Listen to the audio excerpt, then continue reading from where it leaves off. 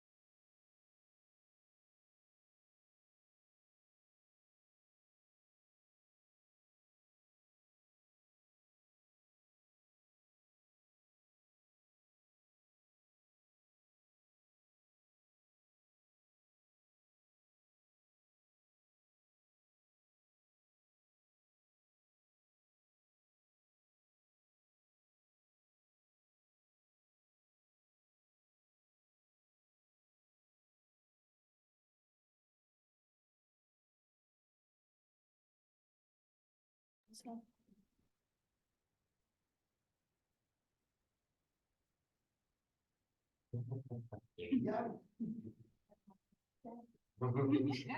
Actually, I'm always okay to do company in our brokerage. It's the,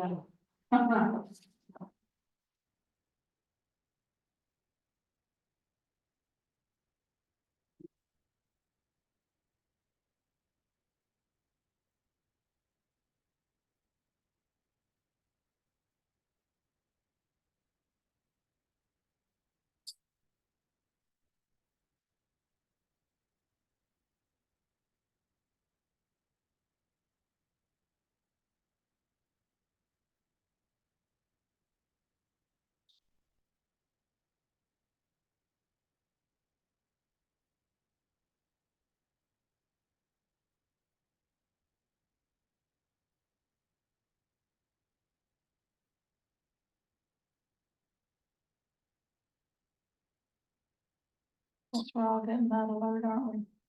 I'm sorry. I guess we're all getting that alert right now. Yeah.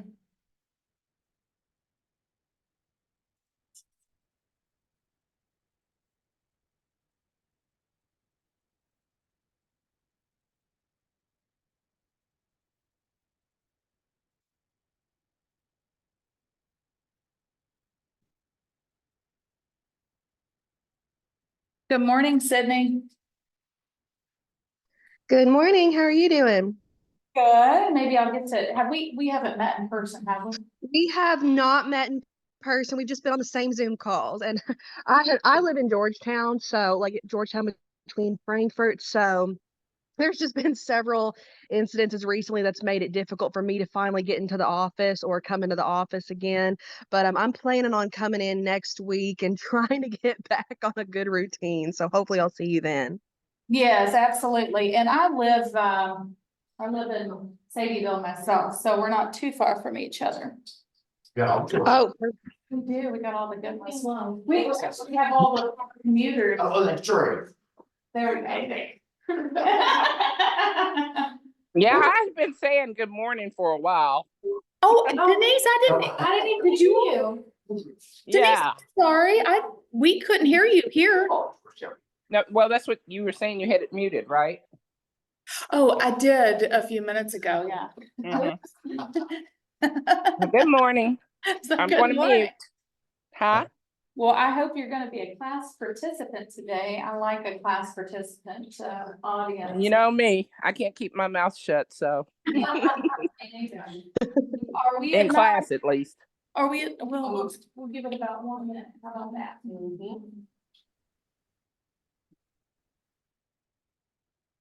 Like in.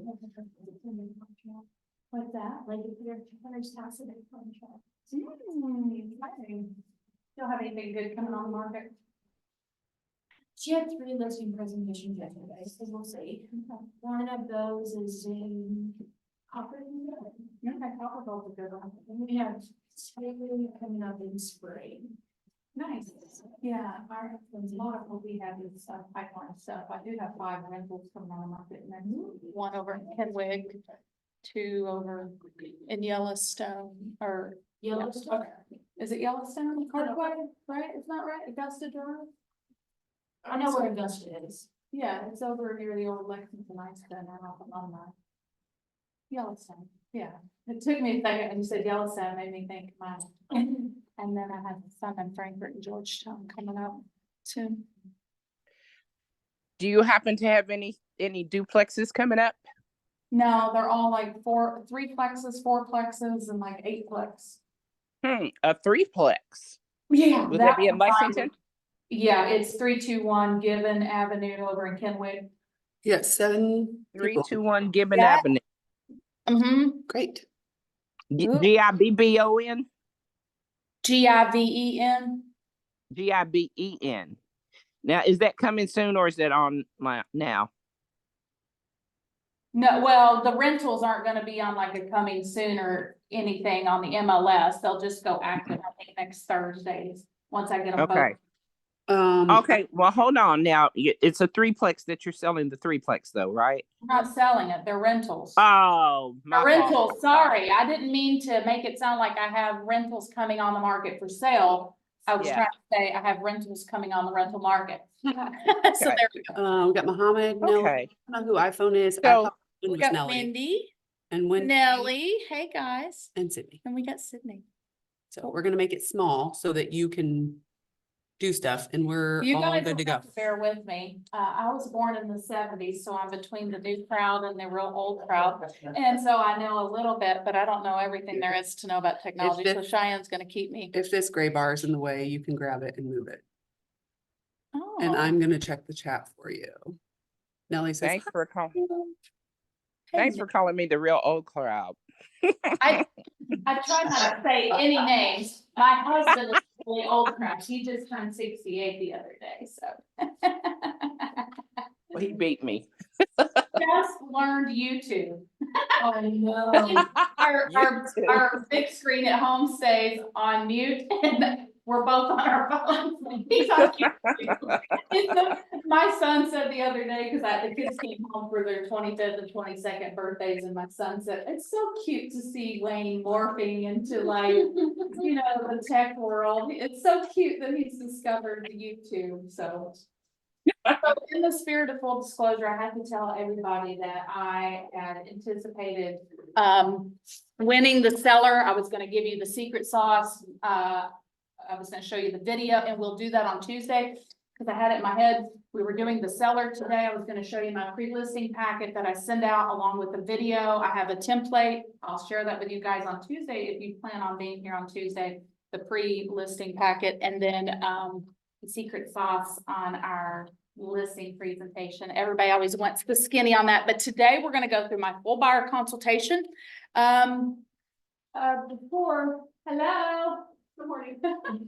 Before we get started, I don't have the old school yellow pen, but I do have a mechanical pen here. Thank you, Cheyenne. I wanted to draw an analogy. If we could liken ourselves to a pencil. There are 4 things I wanna talk about with this pencil before we get started. A pencil, the old school kind that we're familiar with, they go through a sharpening process. And the sharpening process, if this pencil could feel and it were being sharpened, it would be painful. But the resharpening of life is much like that. It can only be used, this pencil, when it's sharpened, much like we can. The second thing I'd like to point out about a pencil is that what's on the inside is what's most important.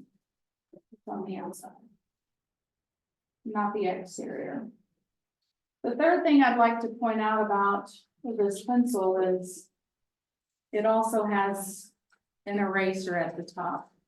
Many times in life we make mistakes, but we get a chance to do things over. Sorry, Oh, yeah. it's me. There we go. Nope.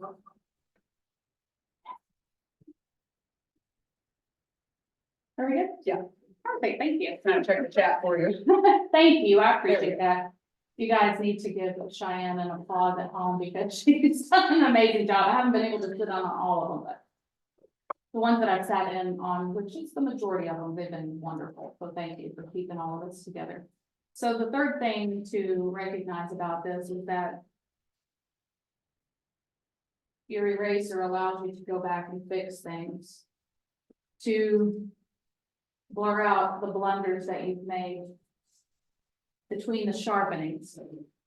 And the final thing that I want to call to your attention about a pencil, if we were to liken it to ourselves, is that you are writing the story of your life.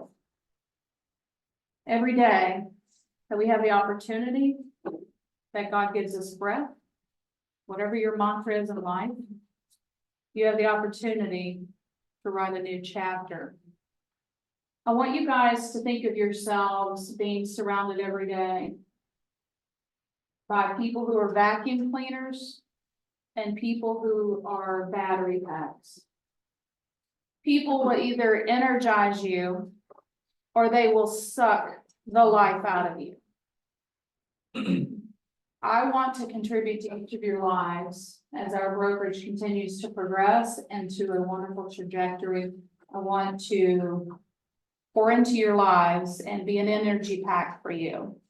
If you have a problem, if you need a friend or a shoulder to lean on, real estate or not real estate, I want to be your energy pack. I would encourage you to say this.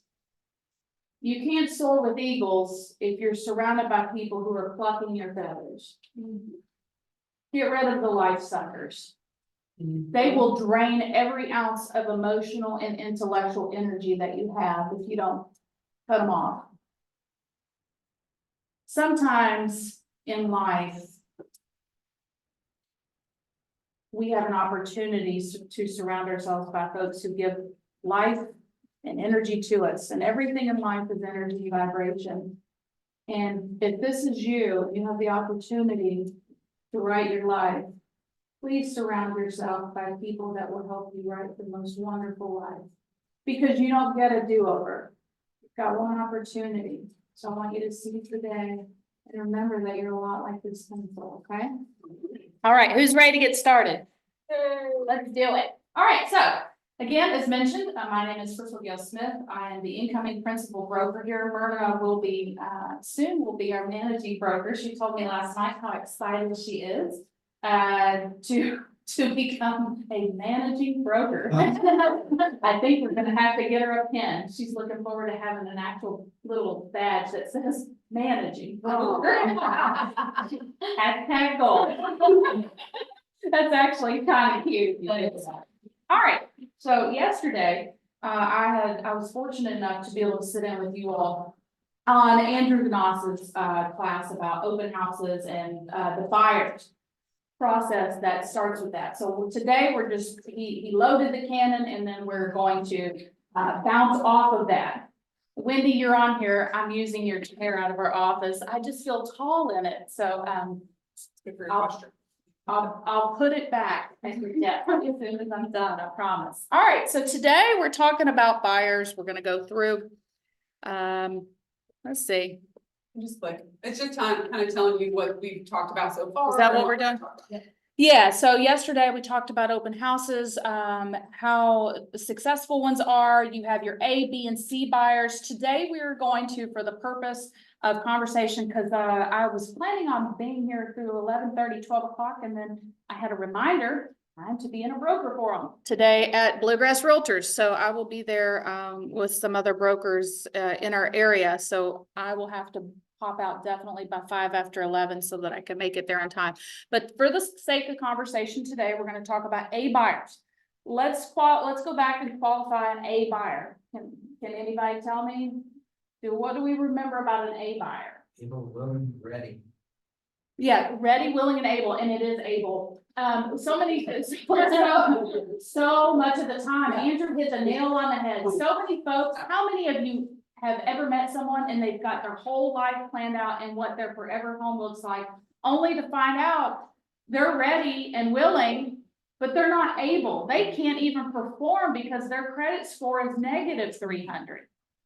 So we want to move some of our C buyers to B buyers and B buyers eventually to A buyers. A buyers are those who are ready, willing, and able to transact right now. If the right property came on the market, the stars align, their credit worthiness is there. I want to take a moment to back up and talk about fair housing. This is super important, especially in the era that we live in. We live in such a lawsuit-friendly era. I always want to call attention to fair housing. I always try and explain that the fair housing document, because it will come up in our buyer consultation today. The simple short form and the best way to explain it to your folks, unless you have a super crafty way, I'm all ears. I love hearing people's nuggets of how they explain documentation. But I learned from one of my best mentors ever, Kitty Lane, when I was on her team, when she was here at Keller Williams, that you want to keep it simple, stupid. It's the KISS method. And you want to always be able to articulate things to your folks as if they had a very small intellect and they were not well educated. So you want to be able to simplify things for folks so that they can grasp it. So what I learned in the fair housing disclosure, it doesn't matter what color you are. It doesn't matter what walk of life you come from. It doesn't matter what God or who you pray to.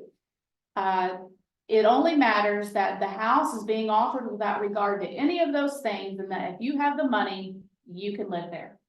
It is that simple. That is the crux of fair housing. If you have the money, you can live there. So we never want to assume by the way someone talks, their dialect, a few things off of just what we see visually. We never want to assume that folks want to be in a certain area because of anything. They will amaze you every time. So if they can afford to live there, they can live there. And that's the whole crux of the fair housing document. So that's how I explain it. I say that and I tell sellers this when we go through the line by line of the offer to purchase contract. I tell sellers, if they can afford to live here, and we build a spreadsheet, if we're going through multiple offers with the seller, I say, look, we don't want to ever be in violation of fair housing. I want you to turn your Ring doorbell off during our showing period. Do they always listen? All we can do is advise. But at the end of the day, if someone has a product and someone wants to buy it, it's our job to be a bridge no matter what happens in each boxing round. If you were to liken a buyer and a seller who's getting ready to get married and get into contract and go to the closing table, our job in each hiccup is to build the bridge, okay? We don't be bridge burners, we want to be bridge builders. All right. It is, say that fast 5 times. All right, so we're moving on. The first thing is lead gen. You've got your A buyers that we're going to talk about today, and then we're going to talk about following up with those leads. What does that look like? And I can't give you any magic formula. I can only tell you what my personal practice is. When I meet someone and it's speed to lead, I'm just going to use realtor.com as a for instance. Did I do something? Yeah, somebody's unmuted. Oh.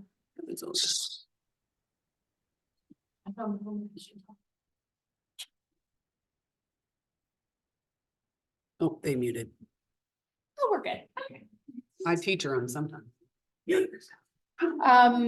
Okay, so we're going back to lead. So if I were to take a realtor.com lead, Zillow lead, whatever it is always speed to lead. But as mentioned in the previous sessions, sometimes it isn't just speed. If you can get there quick enough and articulate value quickly and ask a few good questions and get in front of them, your chances of conversion go up tremendously.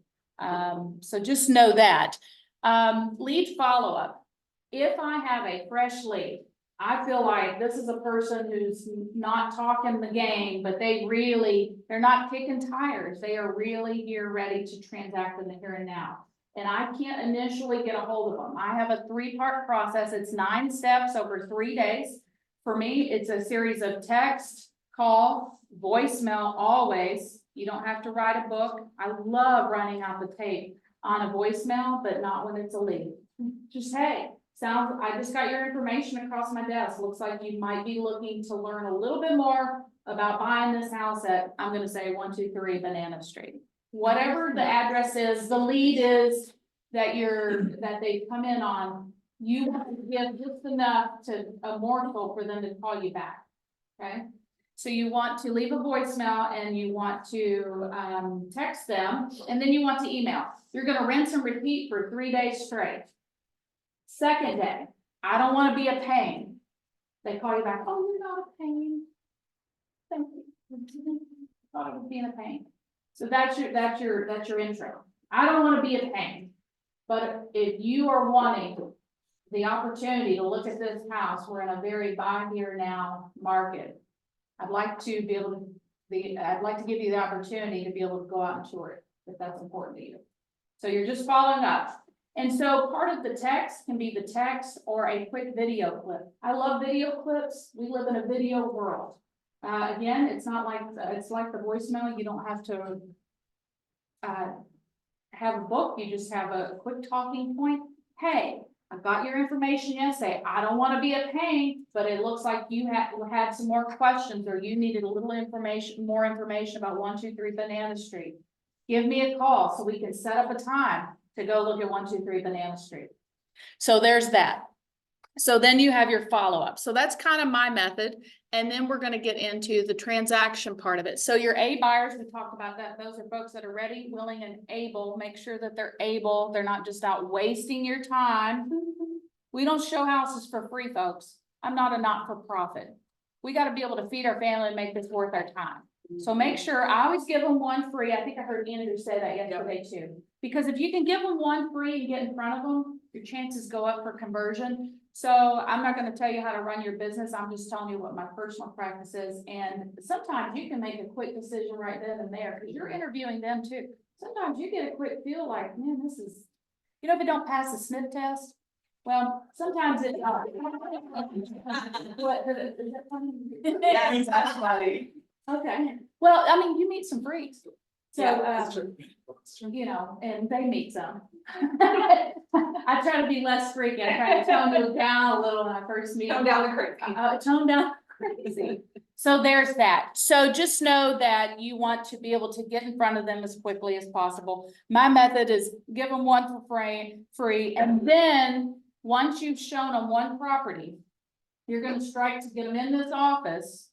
And this is what I call my little nugget. This is my golden lookbook. This is my buyer consultation. We are going to go through it today. But you want to get in front of them as soon as possible, because you want to exchange a lot of personal information, get some documents signed. We'll talk about what is contained in those 3 documents you should be getting signed from the get-go. And then you're ready to get them set up on the MLS, go find them a forever home or a for now home. At the speed things are moving, it's a for now home. It's not even forever homes anymore. I mean, it's whatever, it's like relationships. It's just convenience. It's like, I'll take that one. I'll have 2 of those, please. That kind of thing. So that's 2 of them. that's the world that just 2. Yeah. So that's the world we're in. So you want to get in front of them and try to do what you can do to convert, solidify, and then you're ready. Once they hire you through the buyer representation document, then you're ready to go to work for them. You're in, hopefully not in bed with them, but in bed with them. You're in a relationship now. You have a piece of paper that says they're working with you. And sometimes they need gentle reminders that they're still working with you. They are still working with you. Oh, I met Crystal Gale at open house. They're still working with you. They are still working with you. And when they need reminders, they don't know it all. They're leaning into us, and we should be communicating with them frequently to remind them, okay? So there's that. So we want to get the appointment to get in front of them, show them the one house for free, and then we're going to strike to do the buyer consultation. We want to talk about, oh, this is good. This is a great quote, from Gary Keller. The best way with business is just to ask for it. It's simply, when is the best time? Not, is there a time? I assume they're going to be working with me from the beginning. I don't have any reason to believe that Ben does not want to work with me. People want to work with people they know, like, and trust. They're going to get to know me and they're going to flow me. They're going to like me and then they're going to do business with me. If they don't do business with me, I'm stunned. I'm stunned. And you guys should adopt that same mindset. You want to get in front of people. You want them to know you, like you, trust you, flow you so that they can do business with you and end up with a closed transaction. That's where we're headed with this. All right, so we want to always be asking for the business. There's 7 ways to Sunday on how you can ask for business. Some folks appreciate a very direct manner. Hey, when is the best time for us to get together at Starbucks or for me to swing by your house? If they drop a nugget in your lap and you're paying attention and they tell you when they show them a property for the first time, they tell you they have a house to sell, I would say be bold and go in for the appointment at their home. Why? You want to capture the buyer and you want to capture the seller. And more often than not right now in today's market, because we're so light on inventory, there's a lot of folks that have to sell in order to perform. So if you can get in their home, and I assume they want me to list their home, they want me to list their home because I'm the person who can help them get what they want in the time frame and under the circumstances that work best for their life situation. So if they have a home and they drop that nugget, or you find out that through being a good salesperson and asking a series of questions the first time you get in front of them, don't bring them in here for a buyer consultation if they have a house to sell. Go to that house, learn everything you can about that house. So there's that. Does anybody have any questions or any questions about what my personal approach is when we are setting the appointment after we've given them the first showing for free and then we're trying to get them in for a buyer consultation?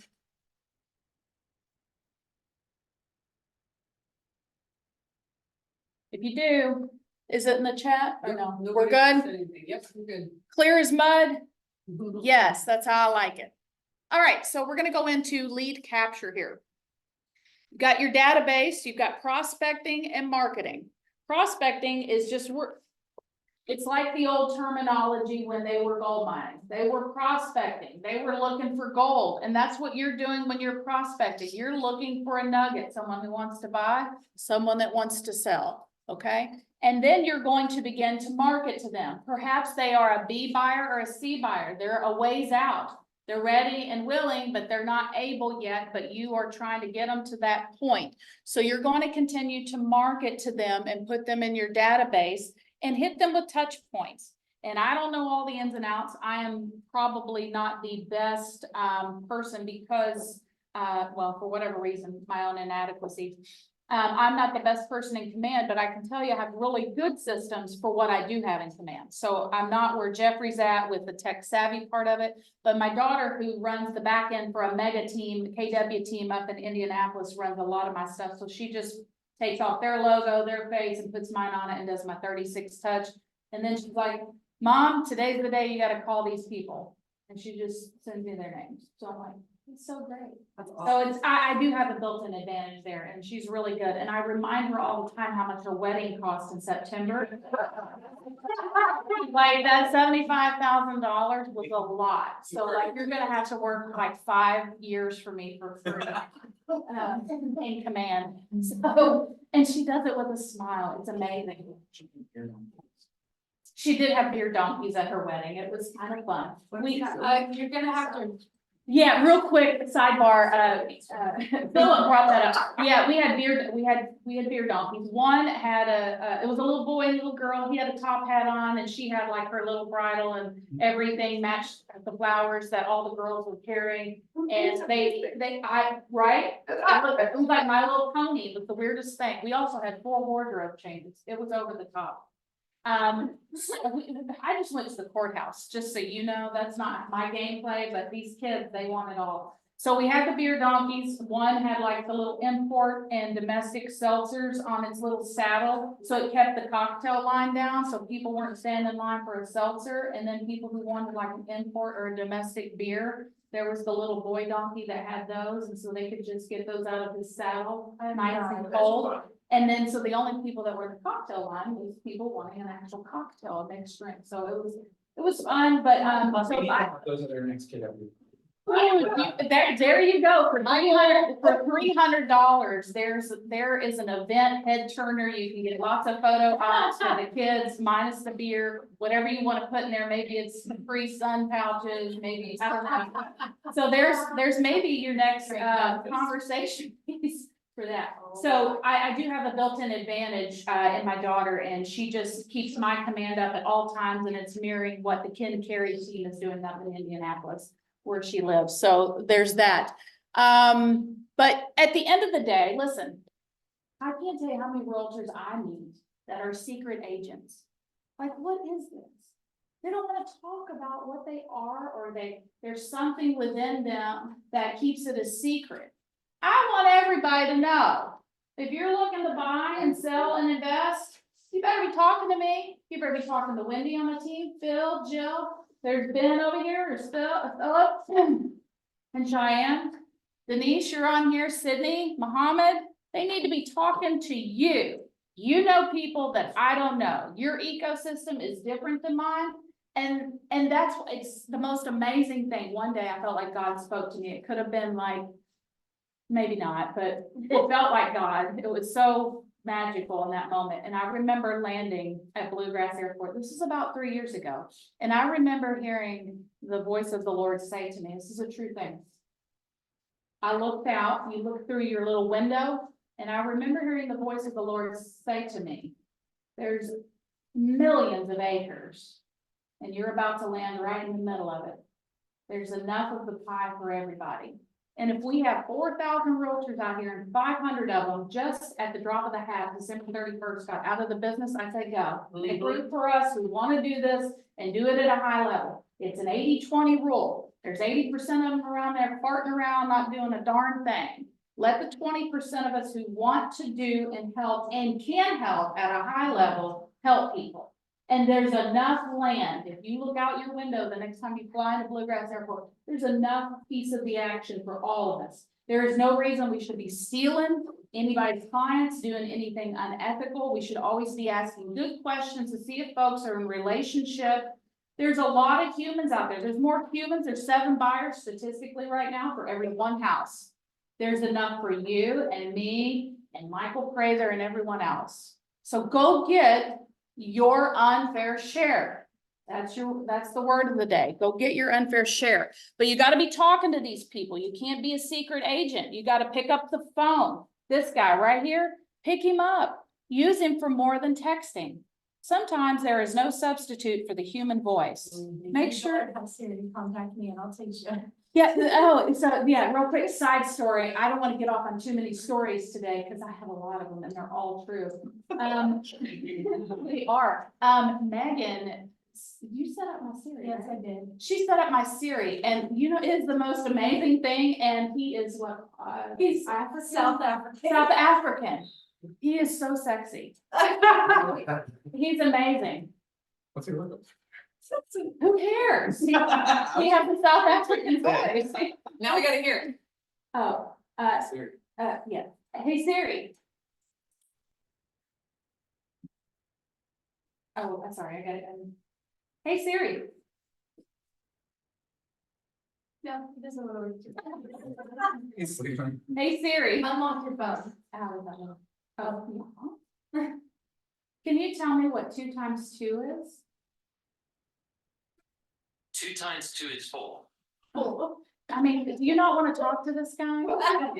He's amazing.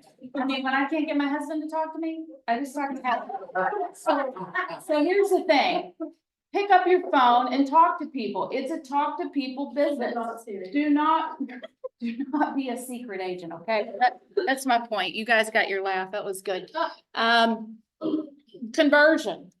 Again, we're moving from C, B to A.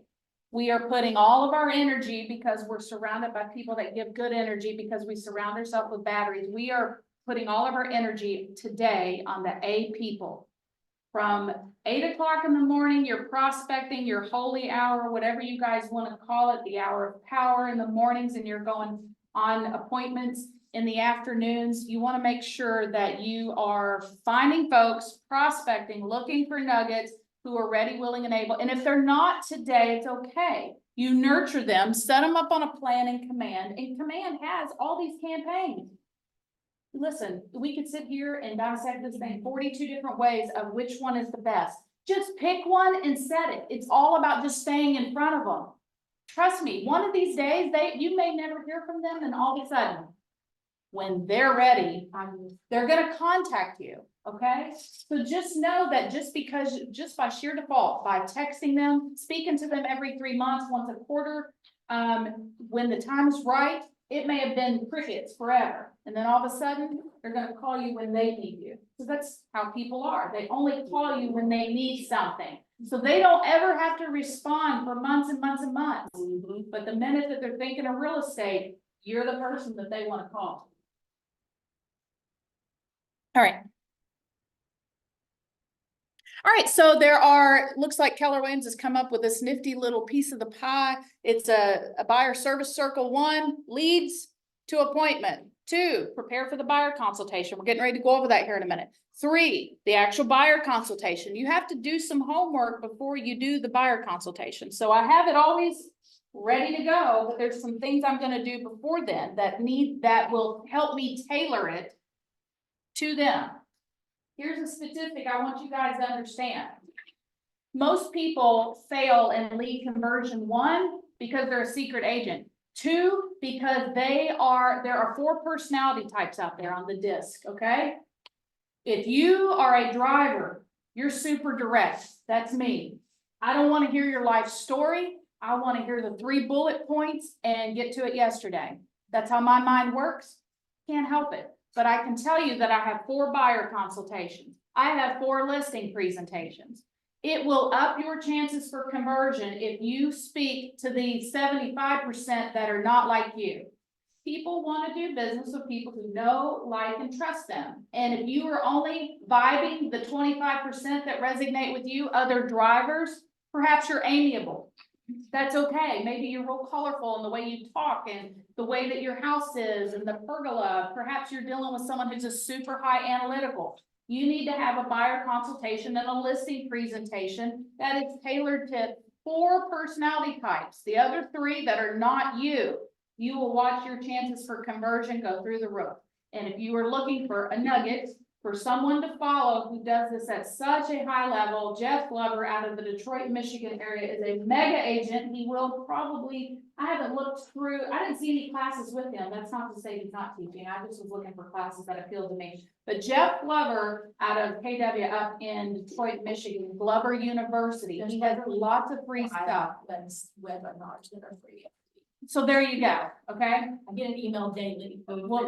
So there you go. I'm telling you guys, get around folks who have the knowledge that you don't have so that you sharpen. Who's that pencil? So that you sharpen yourself and that you excel and you know what you're talking about and it comes across in a manner so that other folks flow you because they get to know you and they know you know what you're talking about. All right. So then we're going to help them find a home. We're going to get them set up on a search. The next thing is we're going to offer and negotiate. Just real quick, this is just me talking. I'm talking a lot of analogies. I can tell you this, I like to liken a residential real estate transaction to a boxing match. You have 3 rounds. You have 2 people, one that's ready to sell and one that wants to buy. And today we're talking about the one you represent that wants to buy.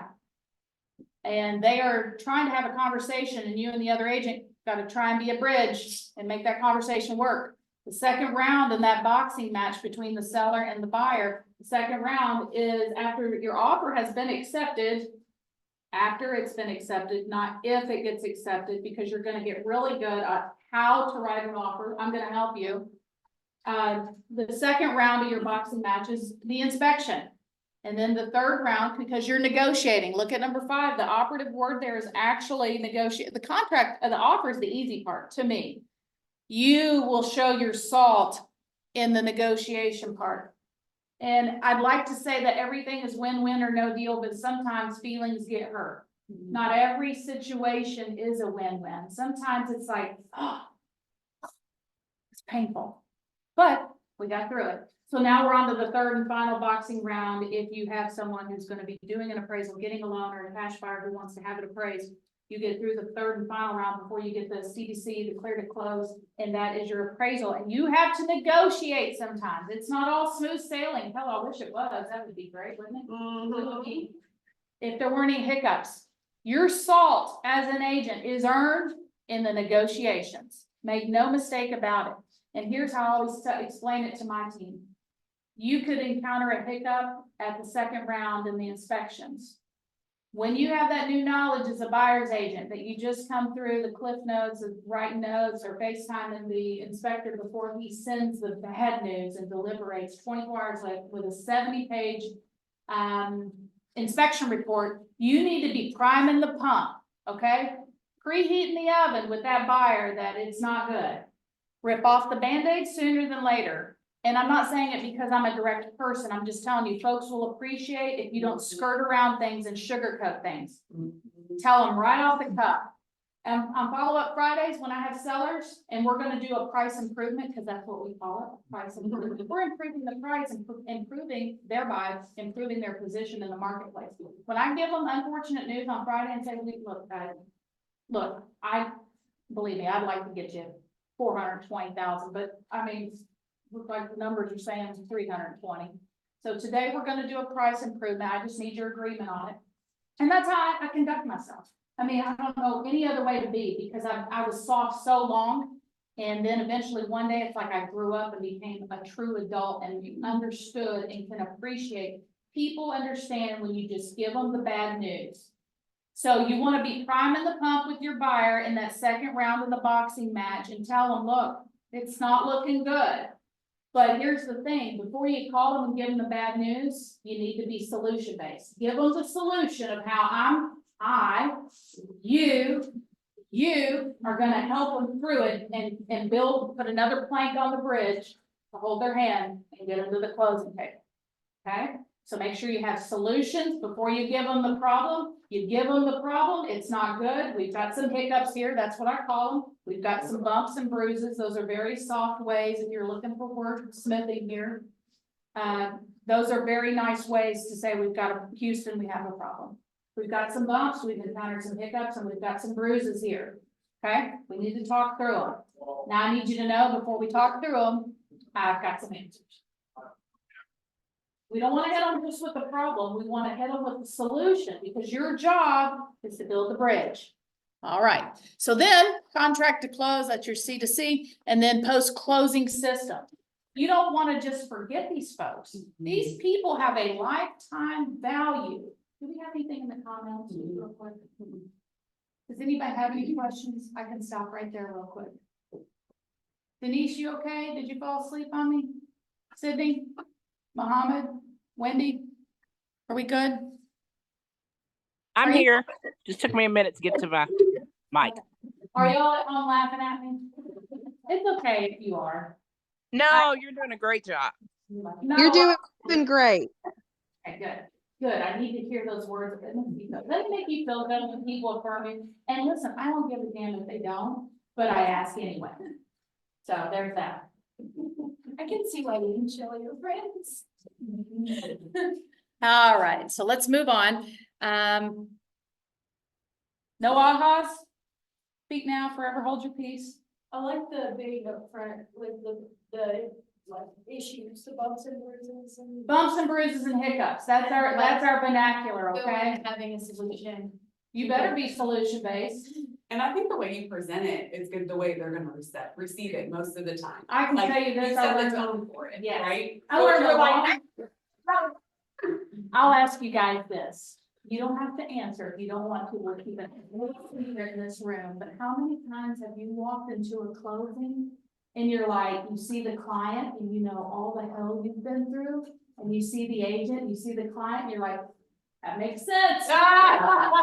It makes perfect sense because your clients adopt how you handle things. And if you come across as a person of confidence, solution-based, grab them by the hand, build the plank to get over to the end goal, get it through, get them the points, get them the house, whatever it is, get them what they want, they will remember that. And the lifetime value of a client, it starts from the first impression of you.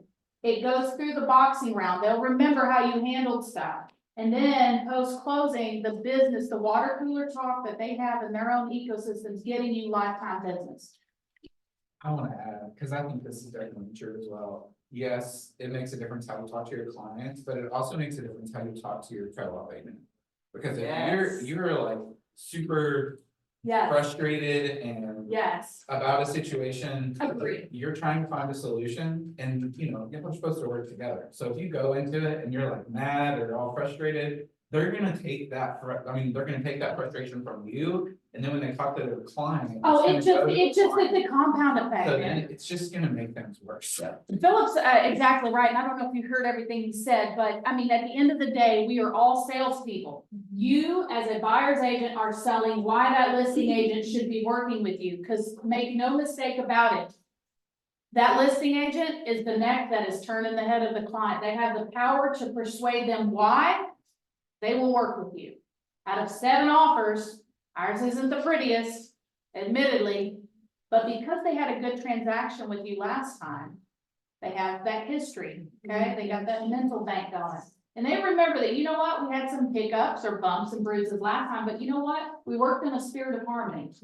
So you were always selling the listing agent why they should choose your offer. Everybody gets into contract, and then you are thinking of the solutions before you hit the listing agent up with the 42 things you're gonna ask them to repair. I always coach the listing agent when they are, have less strength than I see it immediately. They have less strength than me in negotiating. I'm not there to bamboozle them, but I am there to help hold their hand as well to get over that bridge, because I need them to articulate it exactly the way I need them to sell it to the seller so that the seller gets us what we want, okay? It is all in how you conduct yourself, folks, and your reputation precedes you. So always be a person who is learning based, being sharpened, surrounding yourself by other battery packs, not people who suck your energy, and you will become the top of your game. And I tell you, and we can't say the word standard in this business, but when I take a listing, I take 6.5% listing. That 0.5% is gonna go to field the cost of my photography and everything, all the times I had to drive over there and deal with the bullshit, okay? The other 3%, that's just gravy. That is me getting what I get, but the other 0.5% is just to offset the cost of the things that it took me to get that on the market, to get it to the closing table. Command what you're worth, and if you're not worth it, well, charge whatever you want. I'm just telling you, I'm worth every penny and then some. I don't give closing gifts, I am the gift. Every time that I am, think about it this way. How many of you have ever been through a divorce? That's not a gift. Well, maybe. But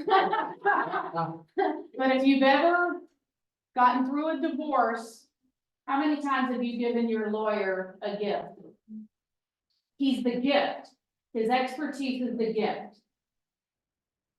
If a heart surgeon fixes your heart, do you give him a gift? His hands, his real estate between his ears are the gift. He gave you the gift of life and the opportunity to see another day. His talent is a gift. I would encourage you guys to quit blowing your budgets on these high-end gifts. They're almost like apology gifts. I don't apologize anymore. I'm the gift and you get to receive me. How wonderful that you're going to get to work with me, because I'm going to guide you and help you through all the hiccups, bumps, and bruises that were about to ensue, okay?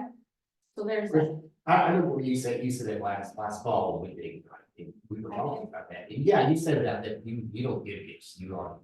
Yeah. And And he's laughing, Philip's like, I give gifts. I know he's saying that. I get very personal, like I make the gifts, I I- make them bourbon barrel heads with like my Kentucky home. Where And they're I'm not shaming people who do, I'm just telling you my logic.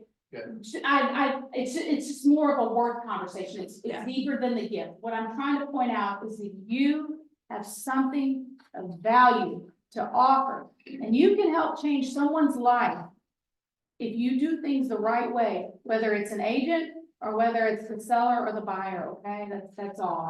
I wasn't trying to shame people. We don't take it that way. We don't take it that way. I completely understand what you're saying. I Yeah. completely. You agree with are you. a You value. are the biggest gift. You really are. Yeah. Don't ever sell yourself short. You guys have so much to offer people. I mean, think about the idiot agents out there. There's so many, like I'm sick of them. They do it for 1%. Well, it's not even that. It's Don't just, do their they're Yeah. just not skilled. And it's like, here's your gift. It's an apology because I lack skill. They'll never use you again. Goodbye. I can't wait to pick them up and scoop them up in a few years when they need a good agent, okay? And that's you guys. Is anybody in the chat? Nope. Good. That means you all get closing gifts. yeah, I'm just kidding. I have to keep it fresh and exciting. Are you guys having fun? Oh, yeah, Crystal, I have fun every conversation we have, so. Yes. Good. I always learn something too. So I have to say this, it's really mean, but I'm gonna say it anyway. So I sent a house to some friends of mine the other day who've been looking forever and probably aren't really gonna buy, but can also send them houses. And they're like, are you the listing agent? And I was like, no, why? And they said, because it's in Beaumont High School District. And so I immediately go to the MLS and I pull up the agent. I'm like, well, that's why. I can see it. And like, I know that sounds mean, but I'm like, there you go. That's why. Yeah, So like, stop being an idiot. Don't confuse the lot size for Oh, acres. Like, stop, just pay attention to what you're doing. man, operate at a high level. It's the Yes. single best gift that you can give folks, is operating at your highest and best. And that's not just in real estate, guys. This is being a mom, this is being a wife. Well, whatever your title is in Yeah. life. Perform at your peak. Be the very best at what you do, okay? Nellie says that she loves that you're the gift.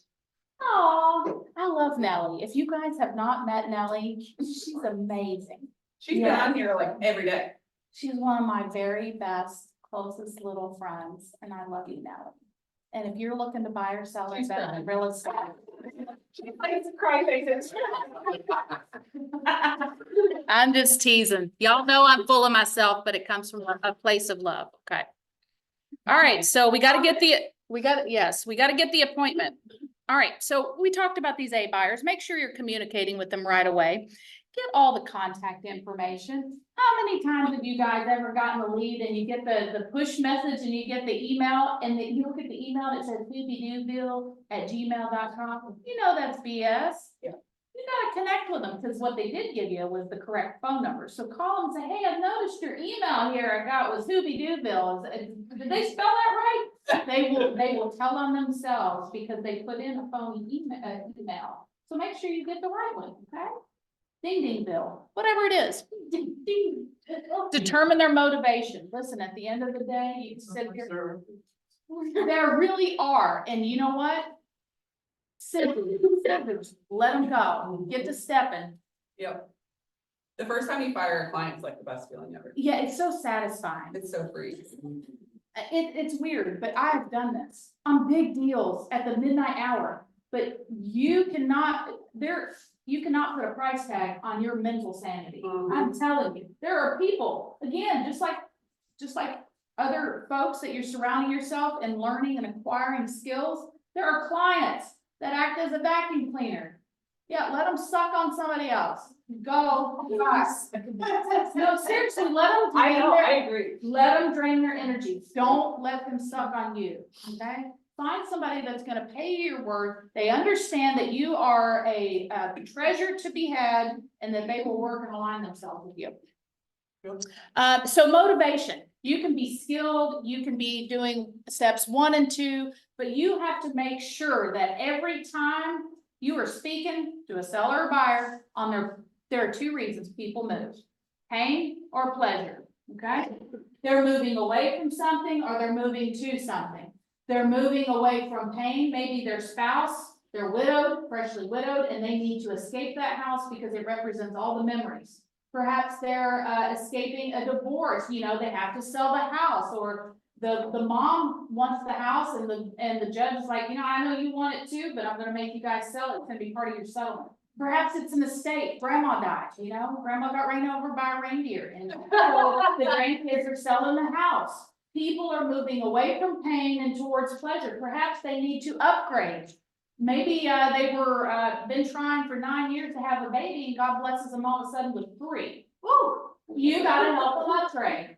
Okay, people don't just move unless you're a realtor like me, that's an idiot, who just moves because you wanna move, and then you drag your husband wherever you wanna move to. Don't be that guy. So there's that. People on yourself. People move away from pain and towards pleasure. You are meeting people, and this is why we become therapists. You are meeting them at an emotionally charged time. Perhaps there's a divorce, there's an EPO, and you have to sell the house. Maybe it's a split decision situation where you gotta get 6 signatures on an estate. I've got an executress right now. Crazier than a run over dog. And I know it, she knows it, and I love her just the same. But I'm here to help her. I'm the gift. Remember that, you're the gift.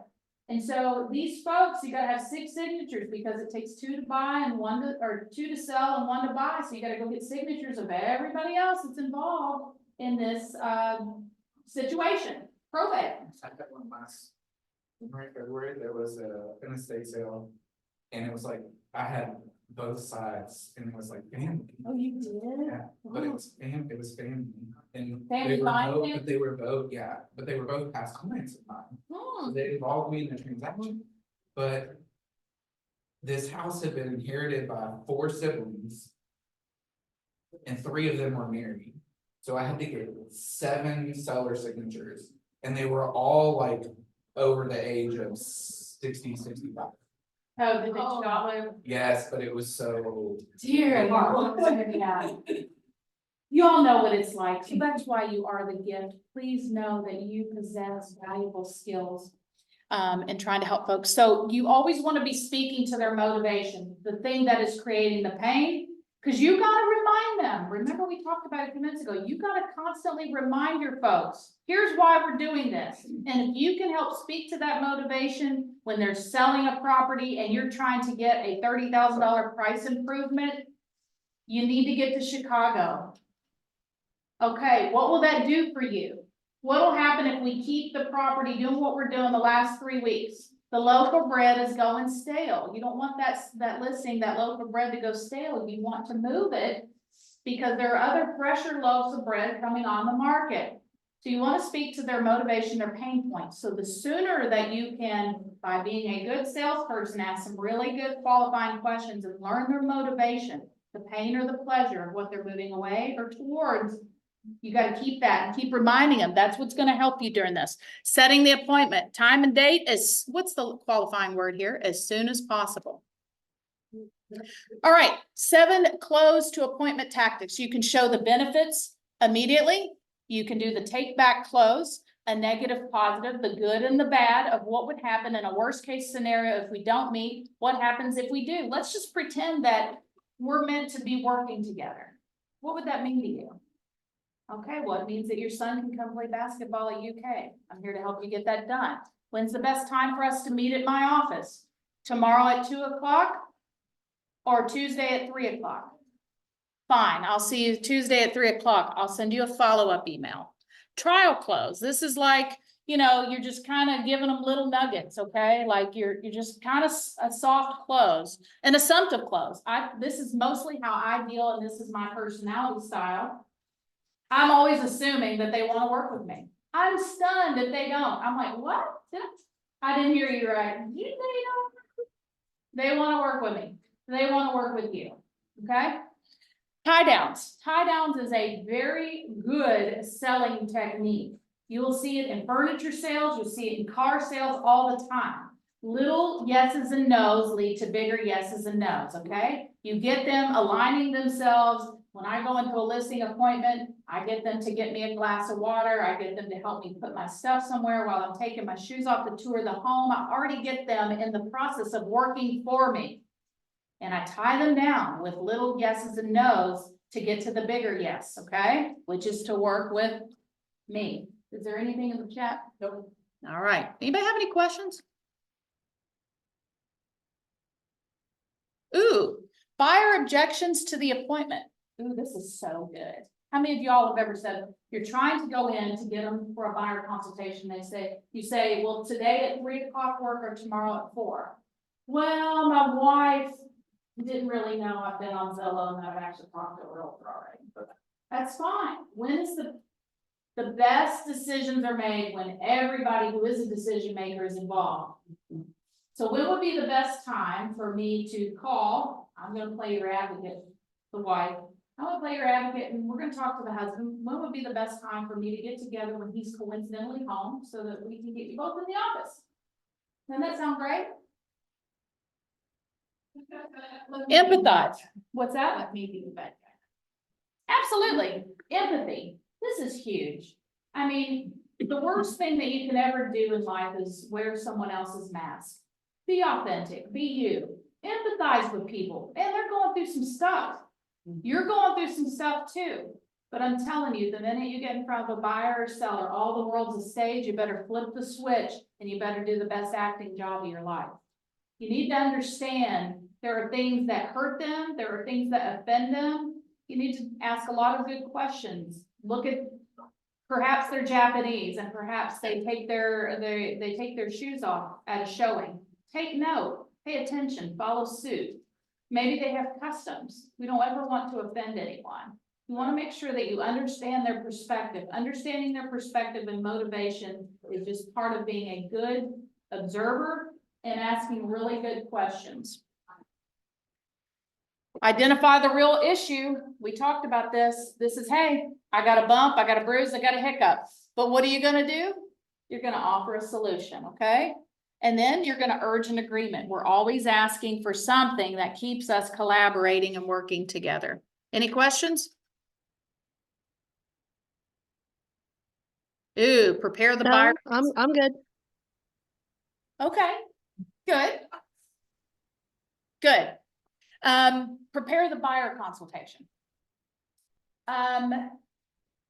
Most of life, think of Michael Jordan, one of the greatest basketball players of all time. He spent most of his time, hours a day practicing for 40 minutes of play, okay?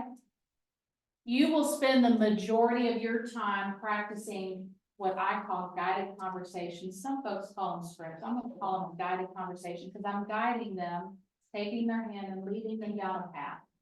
They don't know the way. I'm the light. I'm gonna help them, okay?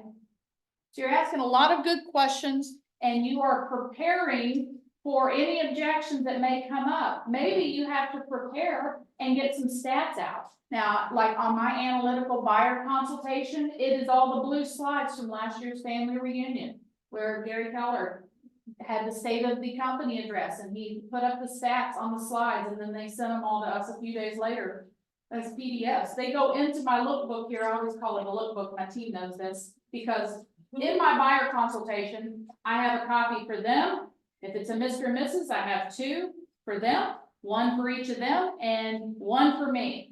One, why? People love visuals. The eye is the window to the soul. It's the window to the soul. Another reason why I prepare a book for them in addition to myself is that I happen to know about myself when I get excited and get red or even drink. I try not to drink on the buyer consultation, just so we know. But when I drink or I'm in front of people, I get excited and I don't know why, but I tend to get really flush.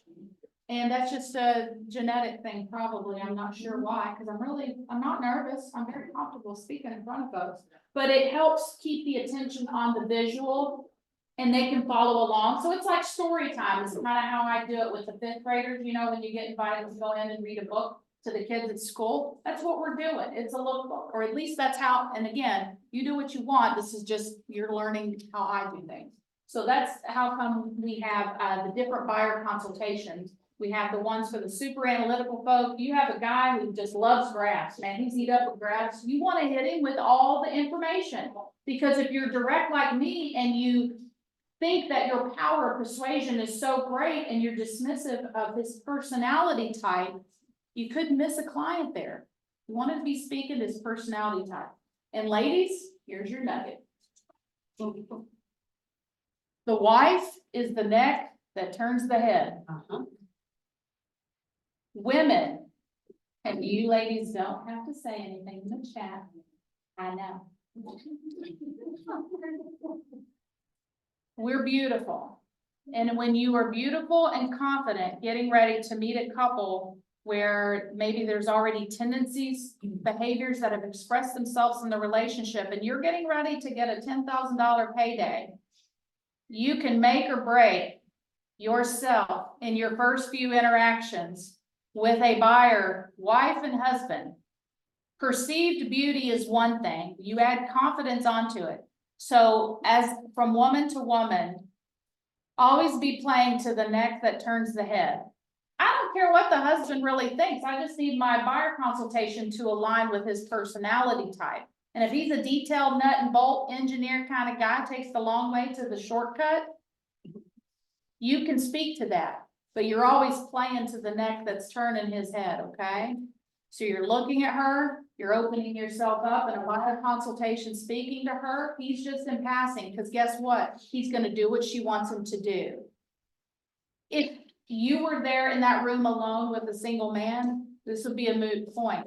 But you can't ignore the fact that sometimes folks, because of your sheer beauty and because of the way you project yourself, it can be intimidating. I can be a little extra, I can be a little much, I know that.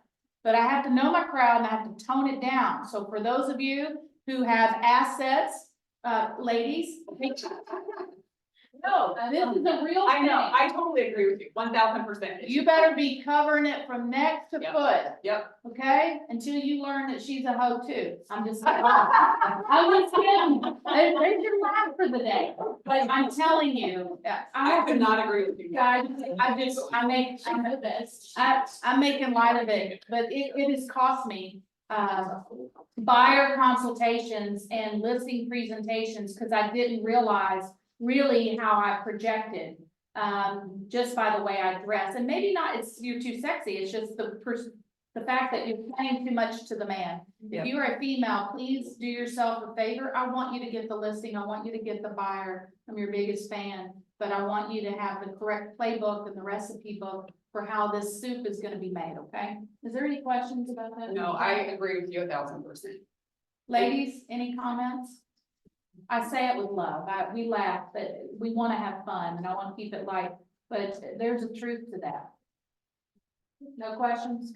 They left? Did people leave? Really?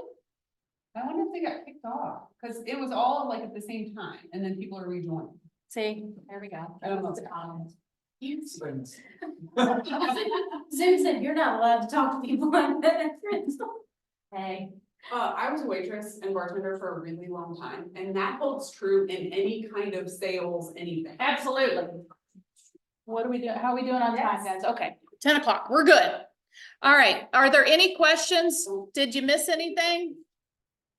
This is interesting, and we're gonna get into this in the buyer consultation. This, in essence, right here, if you can, do they get these attachments? Here's the things that I want you to know about your buyer consultation, because at the end of your buyer consultation, it is all the whole precipice. You want to get them to sign a document, the employment contract called the buyer rep agreement. Here is the case that we're going to make for ourselves for when we are going to ask for that. So you want to lay out a really good case for why they should hire you and be in alignment with you to be your buyer's agent. So one of the services is you're going to find out their have, wants, and needs and the timeline for getting it done. 2, you're going to pre-qual or pre-approve them. Now you're not doing it. You're going to stay in their lane. You're going to be the source of the source. You're going to direct them to your list of top lenders. Okay. Your home search, you're going to get them set up on a home search. You're going to help them make an offer. Then we're going to negotiate. in your 3 boxing rounds, we're gonna be negotiating, and then you're going to be coordinating vendors. So if they need someone first thing, maybe they don't have to be out of their apartment for a month, but they're gonna close in 2 weeks. You can hook them up with an interior painter because they don't like buttered yellow on the house they're buying. You are a plethora of information, and if you don't have a good lender and vendor list, let me tell you, that is an item of value you should always be leaving behind. We're a wealth of knowledge because you better believe it, you're the first person they're calling when stuff goes wrong, okay? So you want to be proactive and be solution-based. So you're giving them a really good vendor list, you are helping them with utilities, you're helping them with mail, all the things. Pre-closing preparation, this is your final walkthrough. This is looking for the receipts, getting with the listing agent, seeing if they sent you those, if they left all the keys on the counter, you know, those kinds of things. And then the course closing. I wasn't able to be here a couple weeks ago. I was in Florida and I'm flying out next Wednesday again. I wasn't able to be here for a couple of closings. I had the first 13 days of January, I had 2 closings and some agents attended those for me. And I made a video for my clients before I left home, and then I sent it to them. So I was there in the moment. I just had like a little popsicle face. That was me. I was sitting there. I was present in the moment. So if you're gonna go on vacation, just load the Canon, send them the video. I sent them a video at the final walkthrough, and then I sent them one at the closing table. So make sure that you are always able to give the people what they want and be present, because they're gonna refer you. They have a lifetime value. It's amazing.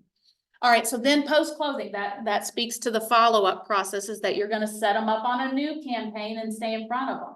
Because you're not trying to get them to buy or sell a house with you again in 2 months. It's, who do you know? People don't wanna be sold, but they wanna help their friends. And if you come off after you've helped them the first time and you make a friend of them, they will help their friend. It's like, do I need Girl Scout cookies? Yes. Well, maybe, but do I wanna help the Girl Scouts out? Well, sure I do. I'll buy 42 boxes for the cause and then I'll give them out to myself over the next 12 months. But I wanna help them, and people wanna help people. That's what inherently I know. So nobody's gonna probably turn around and buy another house 2 months later. You're not there to help them do that. It's the conversation shifts to who do you know? Who do you know that I can be helping in the next few months buy or sell real estate? Would you do me a favor and give them my card? Would you do them a favor and send them my social media link? That's it. That's the ask. It switches from you to who they know.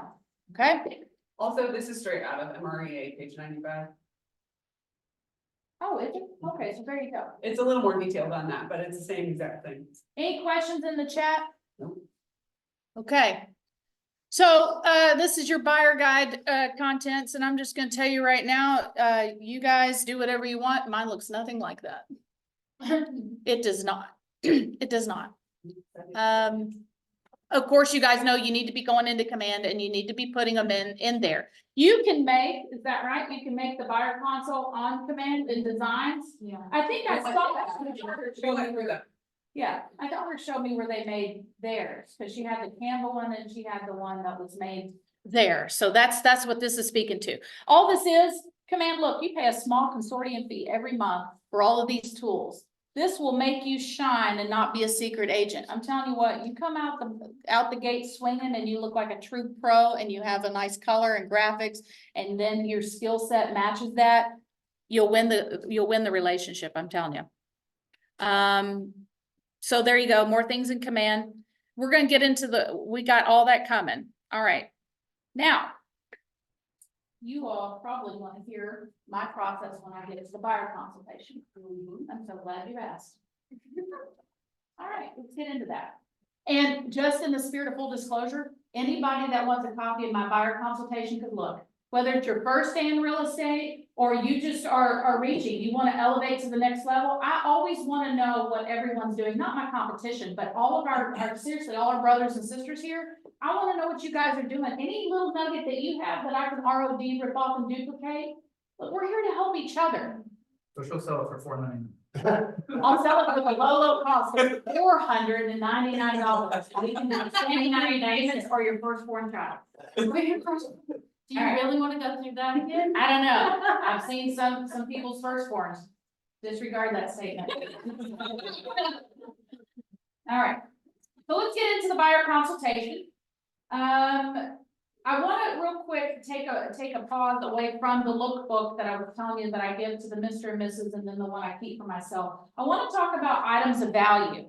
Listen, if you guys do not have these little nice KW folders that where you can put your business card and such, they're right here in the horseshoe, along with our closing vinyl folders, and you can just, you know, leave Jeffrey a note or something like that. I think they're locked now, because I don't think Yeah, people they're were. locked. You have to go to Jeffrey again. Oh, okay, well, so I've never stolen any, but I do leave a lot of sticky notes when I take something and just charge me the $5, okay? Add it to next month's agent bill. Yeah. But if you need these things to leave behind, this is, and what are you gonna leave behind? And whatever book you want, if you wanna buy like 500 of these off Amazon, red ones, whatever, maybe you have a certain color. What's Shelley's color? It's like a turquoise teal kind of. It's Shelley Blue. Shelley blue. Mine's teal. There you go. So do whatever, do you, but do something. That's what's important. Do something. So these are the items of value that I'm gonna give, we're gonna pretend a Mr. and Mrs. After the lookbook. This is what they're gonna take home. This is the bedroom talk. This is the conversation, because long after your influence is over, they're gonna start to talk. They're gonna evaluate how you came across, the way you dress, speak, your confidence in your own ability to articulate what's going on in the market. That starts with number one with pulling that hot sheet every day. Go and make yourself, if you don't have any buyers right now, go schedule showings on properties and get to know your area. Okay? It's just that simple. Become an expert. It's not easy, but it's simple, okay? All right, so there's some items of value that I'm gonna leave behind, and I'll give you my nuggets, and in the chat, if you don't care, if you guys send me your email, I'll send you my playbook of what I leave behind, and then my actual buyer consultation, because we're all here to help each other. I wanna know what you're doing, and anything, you think I should be doing. I'm all ears. We're here to get better. So the items of value that I leave behind, these are also on my Keller Williams, there's that consortium fee every month that we're paying for. Get your money out of this company. Look, they're gonna make money off of you. Every brokerage does. It's how much money you put back in your pocket. And so you can be you have a real stellar, website through our company. And Jeffrey can help you build that. So here's an item of value that I'll leave behind. I don't know if you guys can leave it again. Put your email in the chat. Cheyenne will text me, tell me who. I'm sending you an email. Okay, thank you. So this is an item of value to leave behind. This is everything from HUD's website to the census. Be the source of the source. Don't ever be guilty of steering folks or blockbusting. You want to tell them where they can go to get demographic information on any zip code. You want to be able to show them the crime mapping. The Fayette County Public Schools, okay? And the ratings for the schools. The high schools, they're all ranked and why they fall where they fall.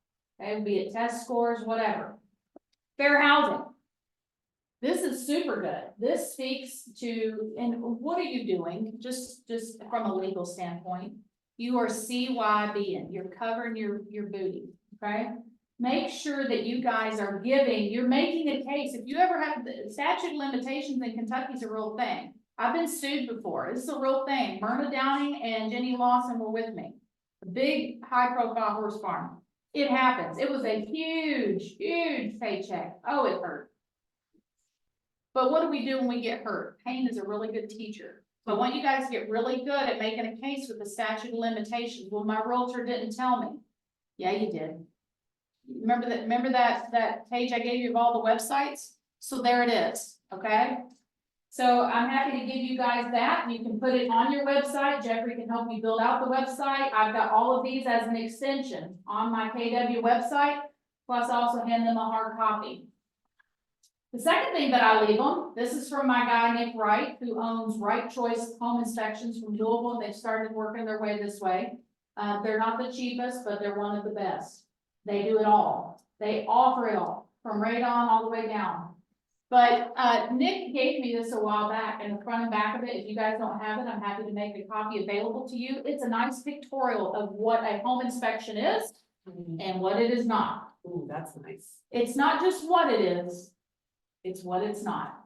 We will get into that. The next thing, your item of value, is my inspector list. This is your vendor list.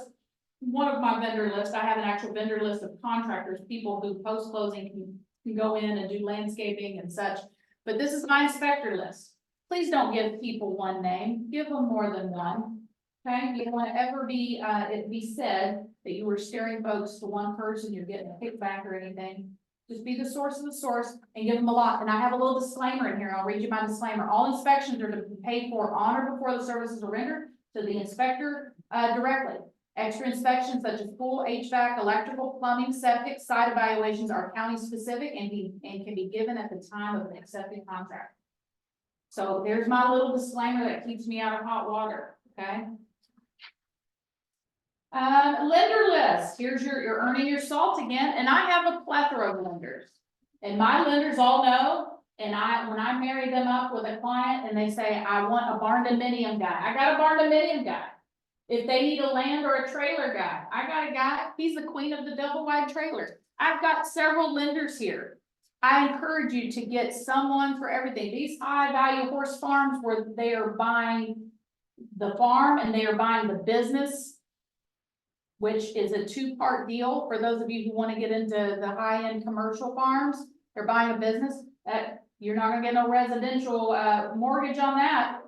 They're buying a business, so they need to go through farm credit or ag credit. So make sure you're hooking them up with these people. So make sure that you have a really good, healthy lender list. And if you don't have one, you can borrow mine. I can introduce you to any of these people. They know me on a first name basis. This isn't just a list. These are people that I actually call. They call me. And we have our preferred providers that is on your app. Isn't that on our app, our preferred providers? So you guys go on your KW app and right there on the home screen, you'll have that. And then the other thing outside of my lender list, my inspector list, is I give them all my vendors. These are all the folks that I can tell you right now have worked in my own home. They're not gonna josh them, they're not always the cheapest, but I'm telling you, they pick up the phone, they answer, and they will treat their clients just like they treat you. Okay, so you've got all these items of value that you can leave behind, they take it with them. And then I give them some things that are co-branded between me and some of my favorite lender folks. These are the do's and don'ts. In other words, don't go get a new Jeep the week before closing.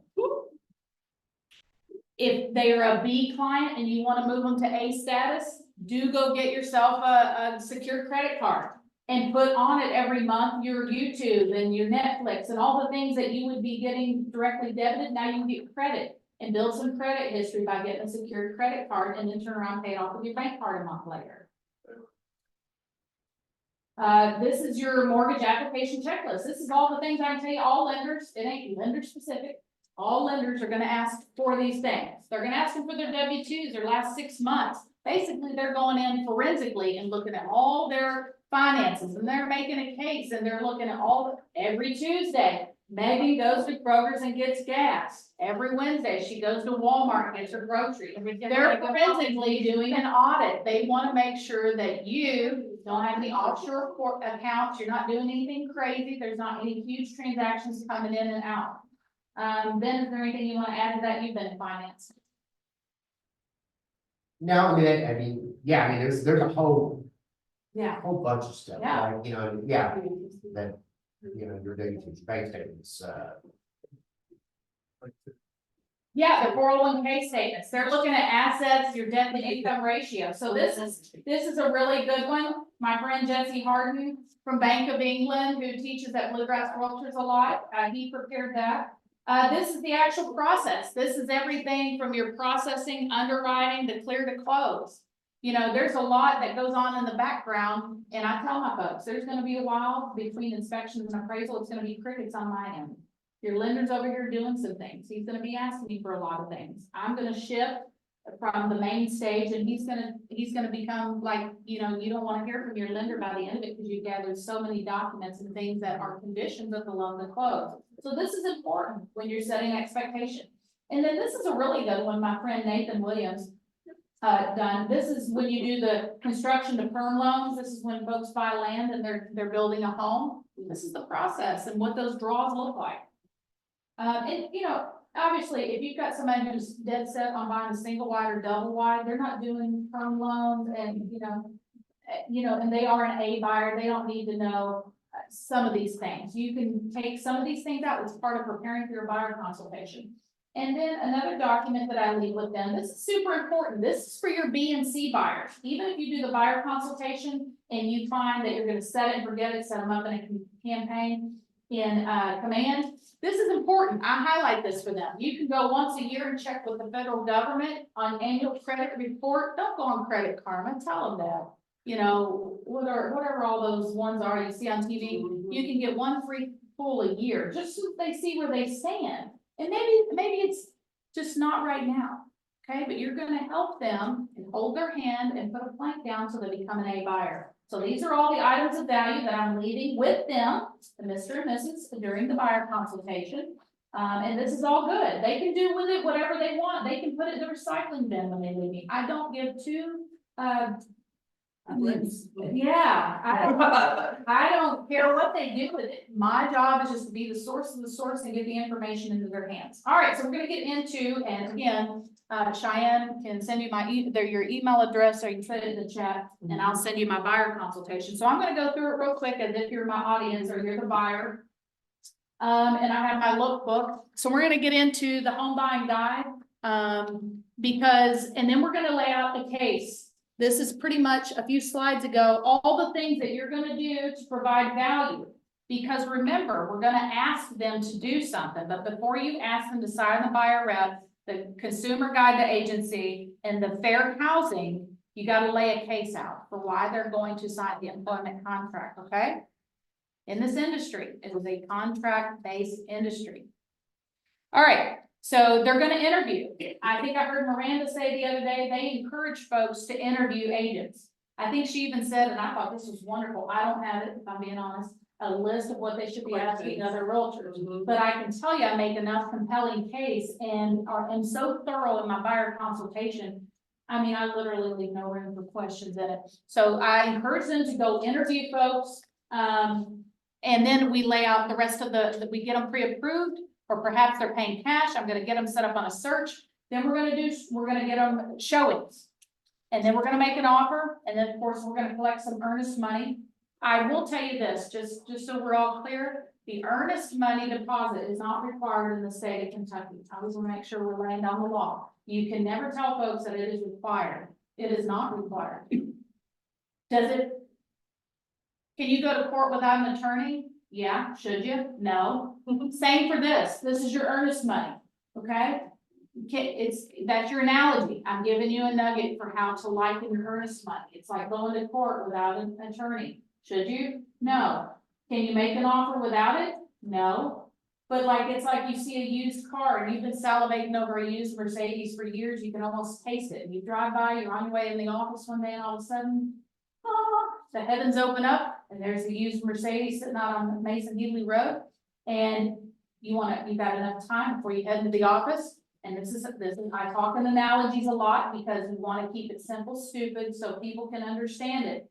You dummy it down and you liken it to that Mercedes that they want to test drive or Tesla, whatever it is, doesn't matter. And then I tell them, look, when you test drive it for mom and pop that's out there trying to sell it, and you tell them, can you hold it for me? Well, sure, I can hold it. So you got a deposit? This house is just like that, Mr. and Mrs. Buyer, that you're getting ready to make an offer on. It's a deposit saying that I know I lose this if I don't return and do what I told you I was gonna do. That's your skin in the game. Okay, so then we talk about the actual inspections. Okay.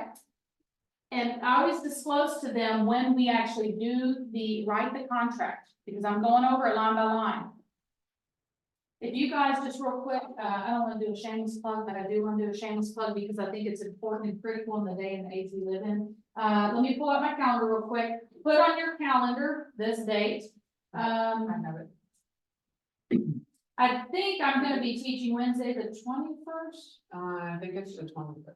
Wednesday, February 21st, 2/21 at 9:30 in the morning. Make sure you get in here. I'm gonna go through the 11-page purchase contract. Just so you know, the old 5-page, it got the kaput. It's going out the door. It's kind of slowly fading away like your great grandpa who was You're a right, legacy. 21st. The 21st, so 2/21, be here at 9:30 in the morning. I'm gonna go through the 11-page purchase contract with you guys, okay?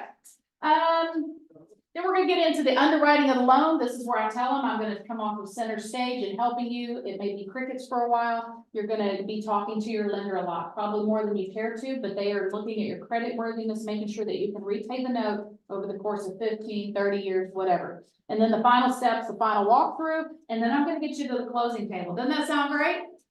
Doesn't that sound great? Okay, so you are wanting them to align themselves. So you're always talking in terms of, yes, we collaborate, us, they, them, not me. It's us. They're working with me. And then now you got to start laying a case and going line by line on items 1 through 10. So you need to build a little social proof. You need to give them some client reviews. Hopefully they're true and they're good. Okay? The next thing, oh. Did I have 2 buyer roadmaps? I don't know how that got in there. Don't pay attention. If they are financing, if they are not financing, we can skip right to this. If you know they're a cash buyer, that's okay. But you're gonna make it very clear, we're gonna need a proof of funds. You can black out your name or a couple little things here and there. We just need to see that bottom number when you screenshot your online banking or whatever, or on a letterhead, your bank, whatever the listing agent wants in the form that the seller who is in control in that moment of the commodity that you're wanting to help your folks buy. We'll make sure that you're giving the people what they want. You're complying with that listing agent to get them a proof of funds. So I start to talk about the different things with financing. We go into things when they interview the lender, because again, we don't want to be guilty of steering them to one lender. We want to give them the list, give them the list, and then let them make an informed decision. Here's some questions they're going to be asking the lender. What's the best type of loan for me? Do I qualify for any special programs? What interest rate can you offer? When can you lock my rate? What are my estimated closing costs? And this is important that you go through this with them in the buyer consultation, because they may need every penny. I can't tell you how many folks are robbing Peter to pay Paul. I just spoke to a lender 2 days ago. I can't make this up. One of our well-known, actually, he's one of our preferred providers right now. He's gonna be teaching in here next week. Brian May, you can't make this up. They actually had a client that needed, they had to go borrow the earnings money. Hey, whatever works, I don't care. I'm just here to help them get what they want, and then everybody's happy, walks away. The seller gets a check and you get a check, and then your people are happy as clam and they've got the home. And if they default, you're there to pick them up and help them list it. I'm just saying. That's the reality that we live in sometimes. All right, so some folks cannot afford their own closing costs. You want to draw any objections. If they're gonna stop you right here, I get this sometimes. Oh my God, how much do I need? That's a great question. I'm glad you asked. One of my people over here, my handy dandy list I sent home to you, is gonna help you with that. They're gonna tell you, because it's gonna be a percentage based off of whatever the contract price is, okay? So there we go, and the loan type that they're getting. There's certain loan types that will only allow 5-6%. Part 2 of the finances. This is what they can expect that the lender is gonna ask them for. He's gonna ask them for their W-2s. He's making sure they're a pretty good guy and that they're gonna stick around for 30 years. Not really, but they're gonna stick around and repay that note back over the course of 15, 30 years. Their pay stubs, their bank statements, and of course their list of monthly debt. I always tell the buyers this, look, guys, I don't ever hear this information. All I get is an email after you spoke to them and I get your pre-approval letter. Help them understand the difference between a pre-qual and a pre-approval. Do you all know the difference? Can somebody tell me? Does anybody in the chat want to speak up? Anybody know the difference? Huh? It's pretty approval is able. That's right. Pre-qual, they're getting a few things. They're like, oh yeah, I'm a good guy. Yeah, I've been at my job for 32 years. Anybody can say that. Listen, this is where the rubber meets the road. The difference between a pre-qual and a pre-approval. Back to Philip's point about that. Approval, you want to make sure that it's the third part of that ready, willing, and able. You get someone who's well vetted out and get the cost, estimated cost, their loan cost and such.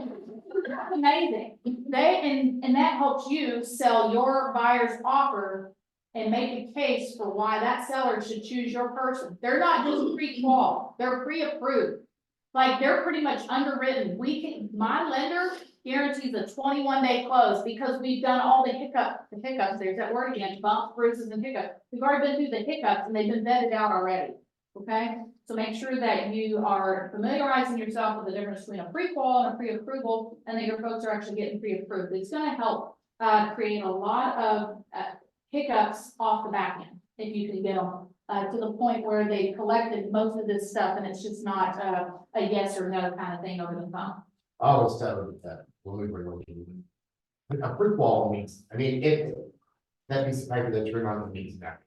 It really It's does. usually verbal. It- Whether it- they- It's, because we used to get them, I remember we used to get them at, 4 till 6 on Friday nights, shining, calling me up. I need to get a pre-qual, I need a qualification.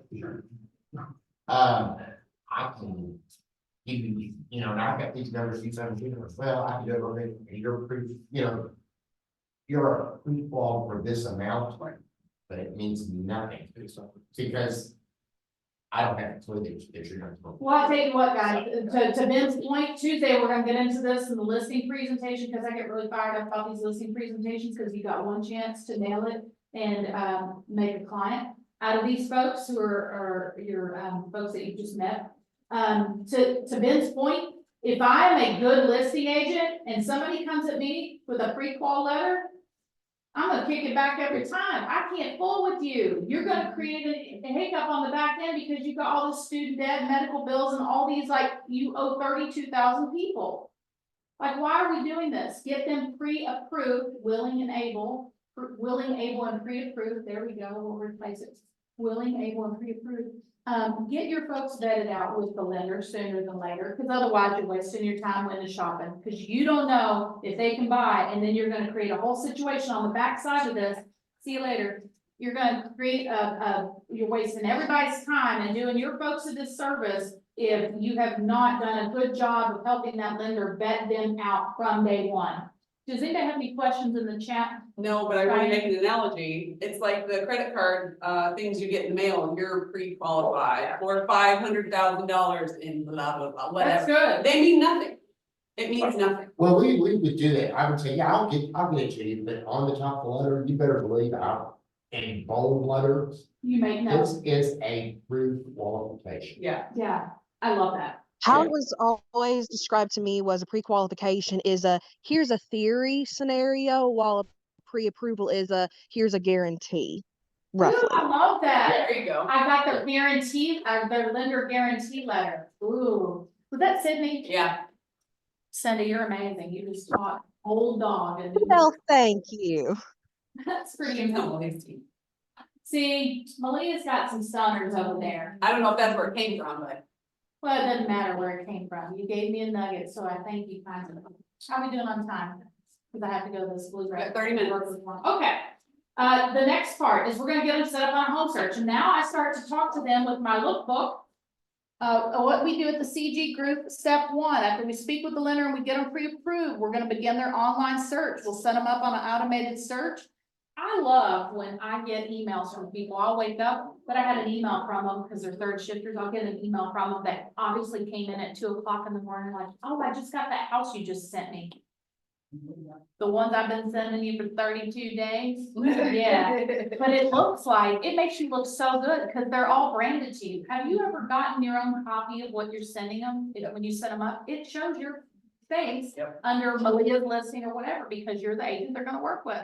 So it's pretty incredible that they have that there. Step 2, we're gonna discuss the ideal price range or must-have list. Deal breakers, location preferences. Why is location preferences important? Because when you ask them for the business and to sign the employment contract under the buyer rep agreement, it actually has a location on there. You're gonna wanna give a range. You don't put Kentucky. Why? Because procuring cause, man. I've had procuring cause issues. Is Wendy on here still? no. Okay, Wendy's had procuring cause. We talk about these things all the time in our weekly team meetings. Location is important, okay? That you define where they want to be. 3, when you see a house you're interested in, we're going to schedule to view it.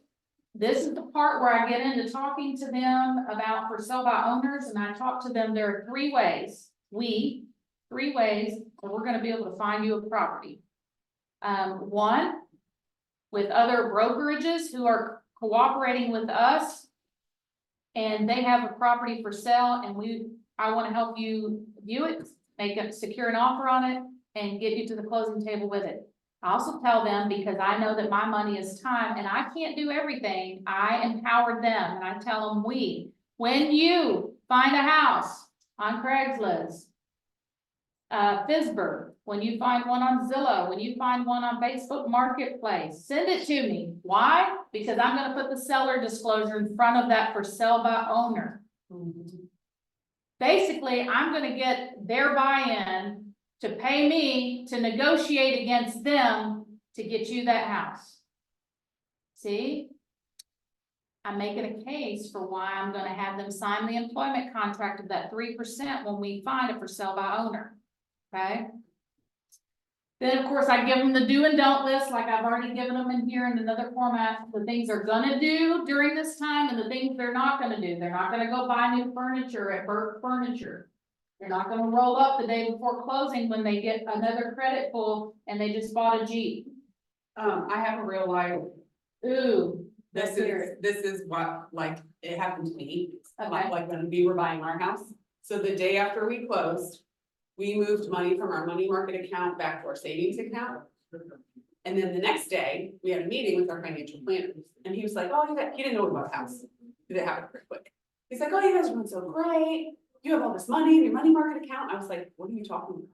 We just drained it. I just took $10,000 out of it in our savings account. He's like, no, you didn't. You could just put $10,000 in it.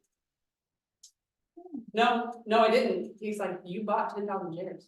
I was like, I sold 10,000 shares. I go pull up our bank account and I have overdrawn it by $10,000. Holy. If I had done that the day before we closed, we would not have closed. Right.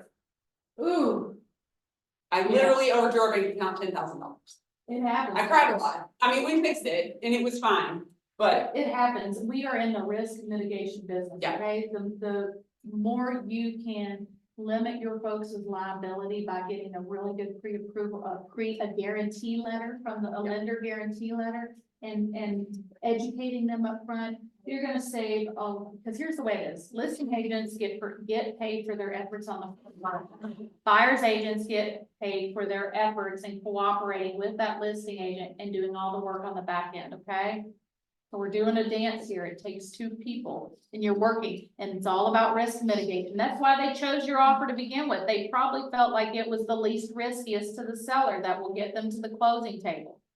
Anybody in the chat with any questions? I don't want to overlook anyone. Do you guys have any questions or a story you want to lend?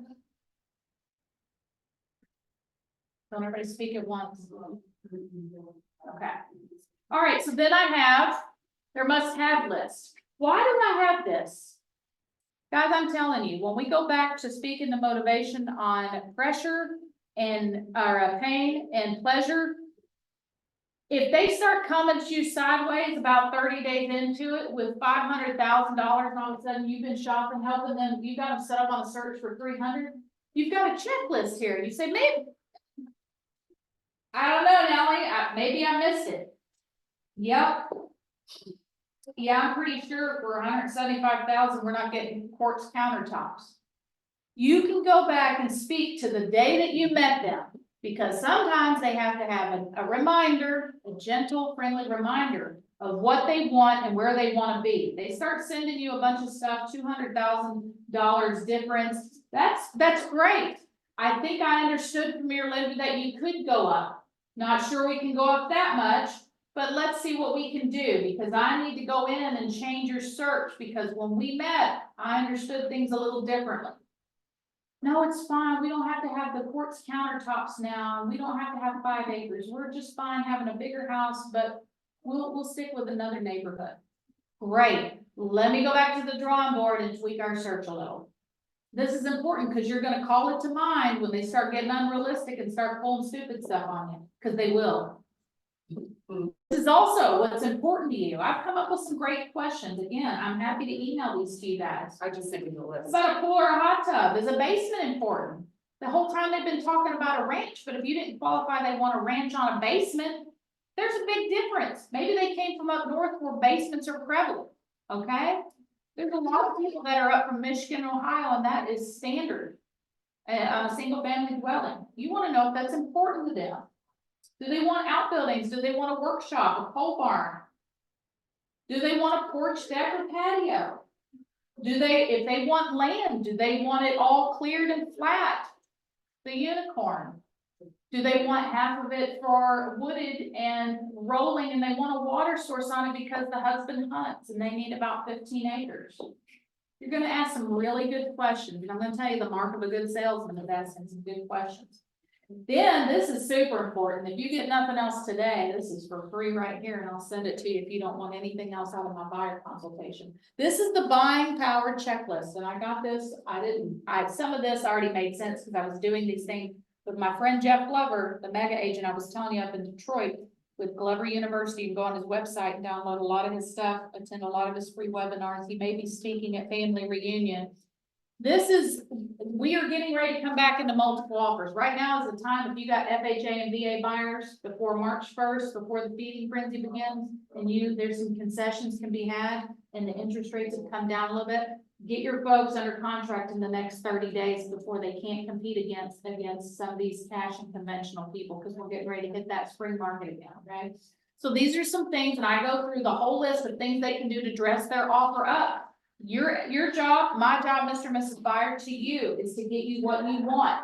Here's some things that we may not be able to do everything on this, but if we do a lot of these, the chances of your offer being accepted goes up tremendously. So there's some things like offering a post-closing occupancy up to 59 days. Because after the 60-day mark, I mean, with some of these loan types, they want the person to be an owner occupant. Maybe you can allow your people, once you've asked some good financing questions, they can waive the appraisal. If they're putting 35–40% down and they don't have to have an appraisal, that is music to the seller's ears, because you've driven the price up 40,000 over list price. That may be a good thing. That may be the tipping point to get your offer accepted. No contingency on the sale or close of another property. Maybe they have another one to sell. Maybe they can go get a HELOC, a bridge loan, or something like that that will help them. Your job is to be solution-based and help them with the hiccups that they may incur. Providing a larger earnest money deposit or a non-refundable earnest money. Removing any seller concessions. If your people don't, well, I mean, we're cash rich, but we really want to save our $10,000. Well, I mean, I would like for you to get that too, but unless the house, is been on the market for 3 months, we may not be able to get that. Your job is to always be future pacing them in case you have to say without saying, I told you so. Okay. Paying cash. Perhaps an escalation clause will help them. If you guys have never done an escalation clause and you're getting ready to put the pin, okay, you got clients, you're setting up showings right now while we're on Zoom. You're setting up showings for, priming the pump for this weekend to go show property, and you've never used an escalation, call me. I'm skilled in those. I'll help you with it. Shortening their timelines for inspections and closing. Why is this important? Because that seller's gonna probably have to take his home off the market.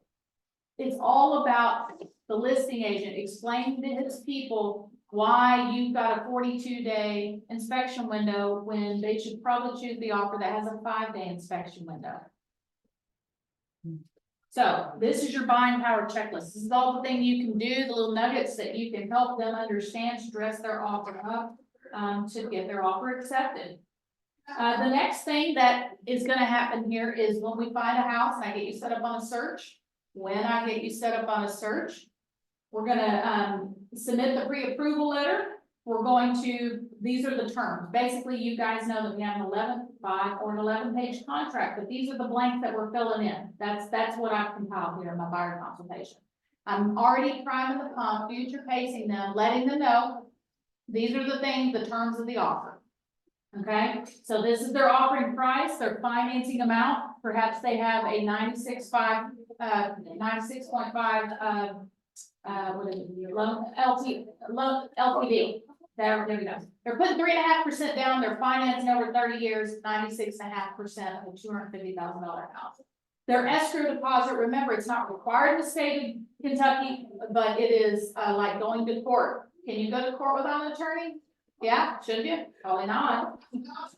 Closing date. This is super important. We go back to shortening up timelines. Perhaps you are working with a lender who guarantees a 21-day close because they're pretty much underwritten. That's huge, huge advantage in today's competitive buyer's market. Remember, you got 7 buyers for every 1 house, and if it's a unicorn, you better bring your A game. Inspection period, you can shorten that up simply by the minute that you find the home that they love, getting on the phone with the inspector that they're gonna be using. If they need the termite guy, if they need the inspector gal, get on the phone and see, and I tell all my inspectors, I'm calling my top 4 inspectors right now, what's your first available? Because I'm in it to win it, I'm there to help them get what they want, and the inspector that can give me the soonest date and the termite, that's what we're going with. In that moment, we're not friends, they are just a vendor on my vendor list, and I'm there to help my people, and they get it, it's a business. There's times you have the luxury of time, you have 2 weeks, and you can go with your favorite of the top 4 on the list. You know, because you're not in a rush and it's not multiple offers, the house has been on the market 30 minutes. Are there any questions? Closing costs and of course possession. This is huge. When are they gonna possess the home? Are they gonna operate post-closing? Do they need a pre-closing occupancy? Perhaps you can't get that done when there's multiple offers, but if your people are getting ready to get kicked out of their apartment in 3 weeks and they need a week before the closing and they become a tenant before they close on it, you need to write this in, okay? All right, so then we talk about the inspection process, and this is very interesting. I go into detail and tell them that no inspector is Clark Kent. None of them have X-ray vision. They cannot see through a wall. They cannot predict or future pace what the probability is that roof will perform. It's so many folks, I'm amazed at how many people do not show property when it's raining or snowing. That's my favorite time to go. They literally Because said that last weekend. To buy. That property does not lie. If there is effervescence, or if we've come through 4 days of rain and you walk into the basement and there's 3 inches of water, that tells you something. That house is talking to you. So let them know that the inspector, what an inspection is and what it isn't, and I tell them what it is. It is an unbiased opinion of the condition. It's a visual analysis of the condition. It's documentation of the existing condition. It is not a conclusion to help you buy. They're not there to inform you, would you buy this house, Mr. Inspector? He should not be answering that. He's not going to tell you that. It's not a cost analysis for future repairs. Your job during your inspection period or discovery, due diligence, whatever you want to label it, your job as a good buyer's agent is to go get some cost. Maybe that's a deal breaker and they're not going to be able to perform because they're taking it as is. It's not a building code exam. Now, I always tell folks, and this is what you're telling your seller, there's 3 things they can't ask you to fix. They can't ask you to fix things that you've already disclosed on your seller disclosure. You can't ask them to fix the cosmetic imperfections. It's a paint on the wall, the carpet on the floor. Can't ask them to fix anything, bring anything up to code because code changes so often. The exception to that is if the code bleeds over into a safety issue, then you made a case for yourself. It's not an environmental opinion, okay? And then of course I have the same thing that I give them the visual to take home so they can see they cover the roof all the way to the crawl. Then I'm going to give them a case study of how I negotiated, and this is a real thing. This is timestamped through Dotloop of when we asked for $10,000 in repairs. Why am I doing this? I'm making a case for why I'm a good negotiator and why they should work with me. I would want to work with me if I got me $10,000 in closing costs without asking for it on the front end. I beat them up on the inspections. Why? It's not my fault they're a terrible listing agent, or they're vulnerable, or they're not as smart as me. They're not a good negotiator, and I'm smarter than they are. So I make a case. You're laying out a case of your knowledge and expertise in all of this because you're getting ready to ask them to sign the contract, okay? The employment contract, the buyer consultation. I give them another case study of how we were able to get I showed them on the listing side what it looks like when you receive it. I want them to understand what's going through the seller's mind in a multiple offer. Okay?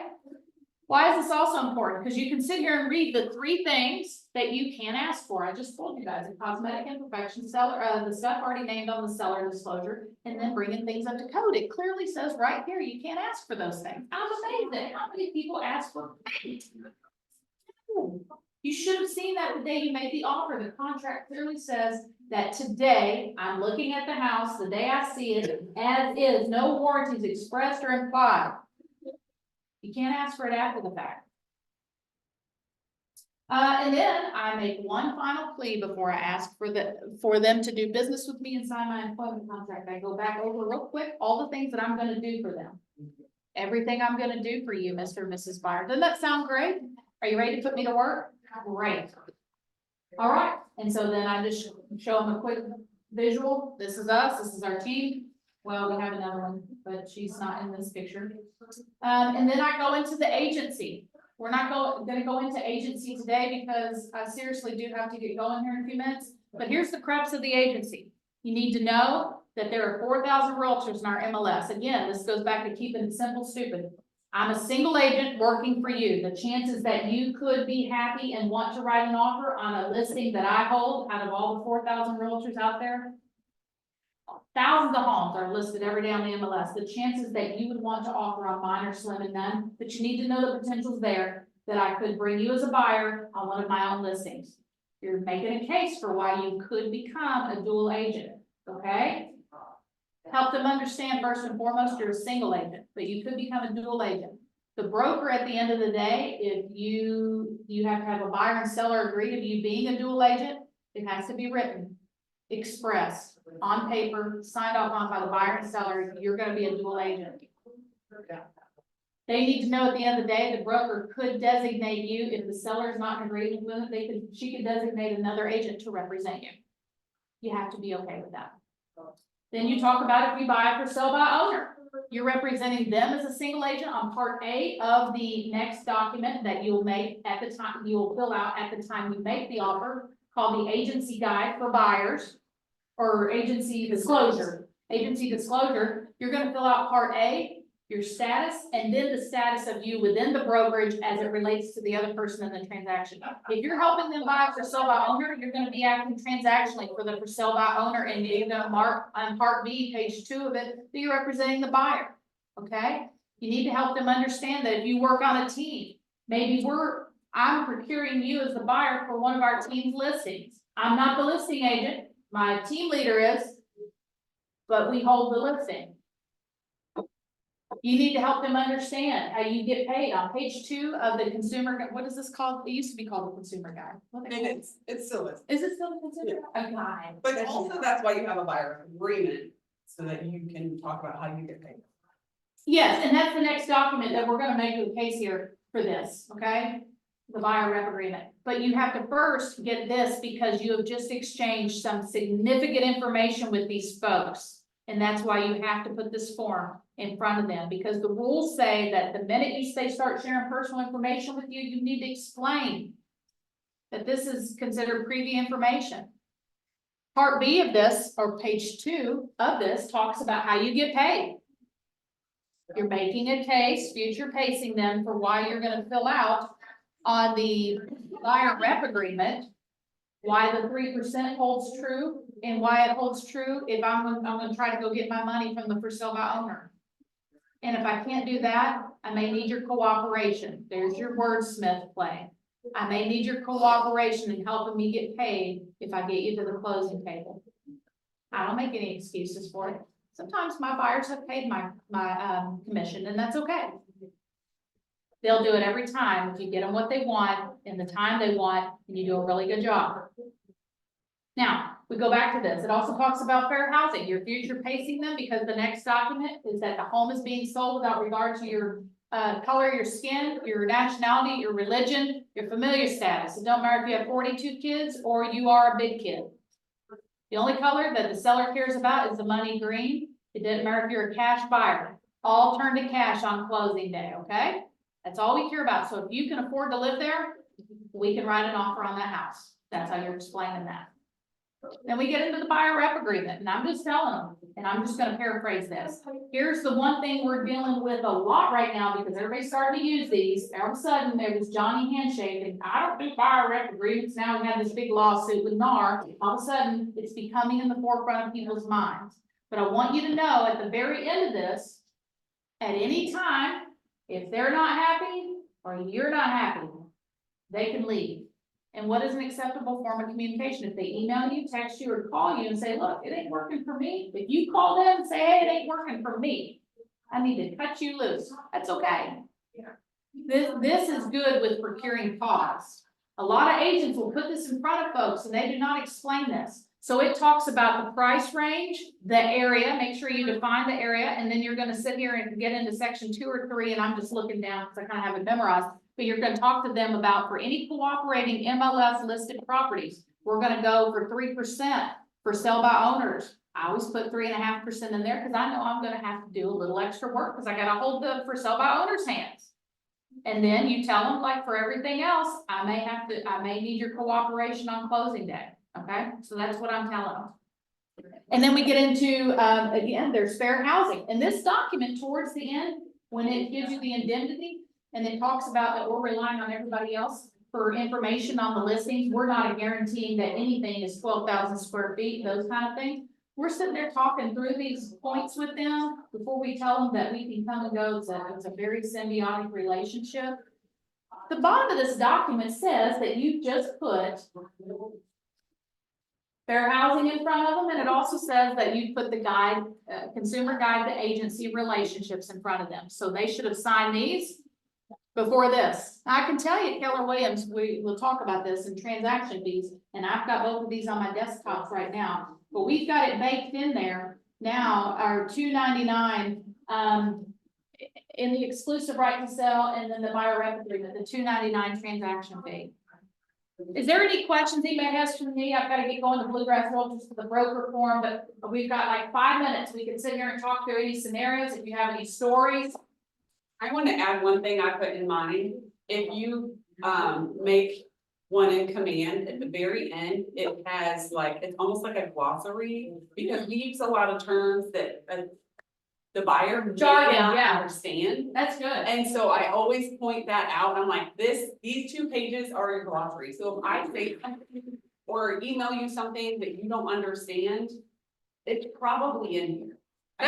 I try to explain things to you, but sometimes I just get going. That's really good. Nellie, Cindy, Wendy, Mohammed, do you guys have anything that you'd like to lend to this? Any questions while you got me? Pick my brain before you show up to my class on Tuesday for the listing Did you presentation? see her nodding her head when she did that? Real quick. I don't have any questions, but thank you so much. This has been you- incredible. Did you learn some things today? Yes.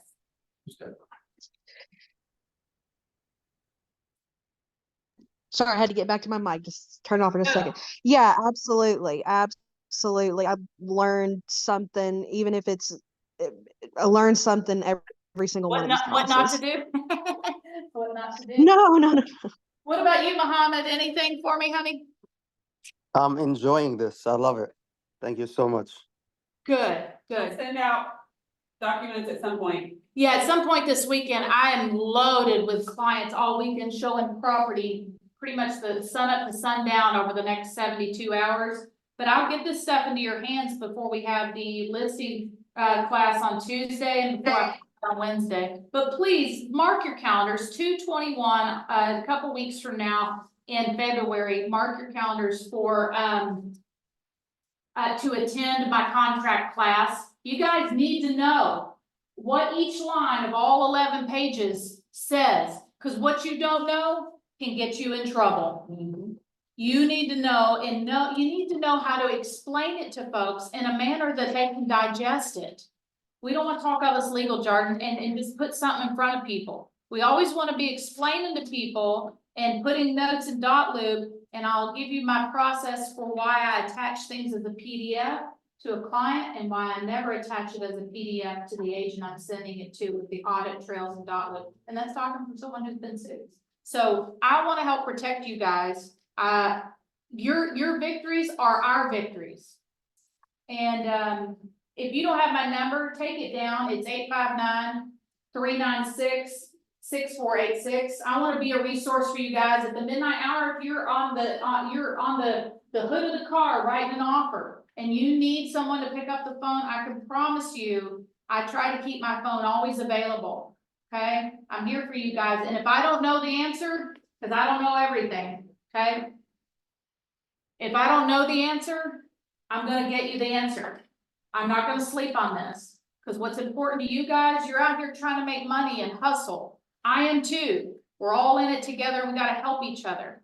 And maybe if I don't know the answer and it's like a lender question and your lender's not available, I can get Ben on the phone.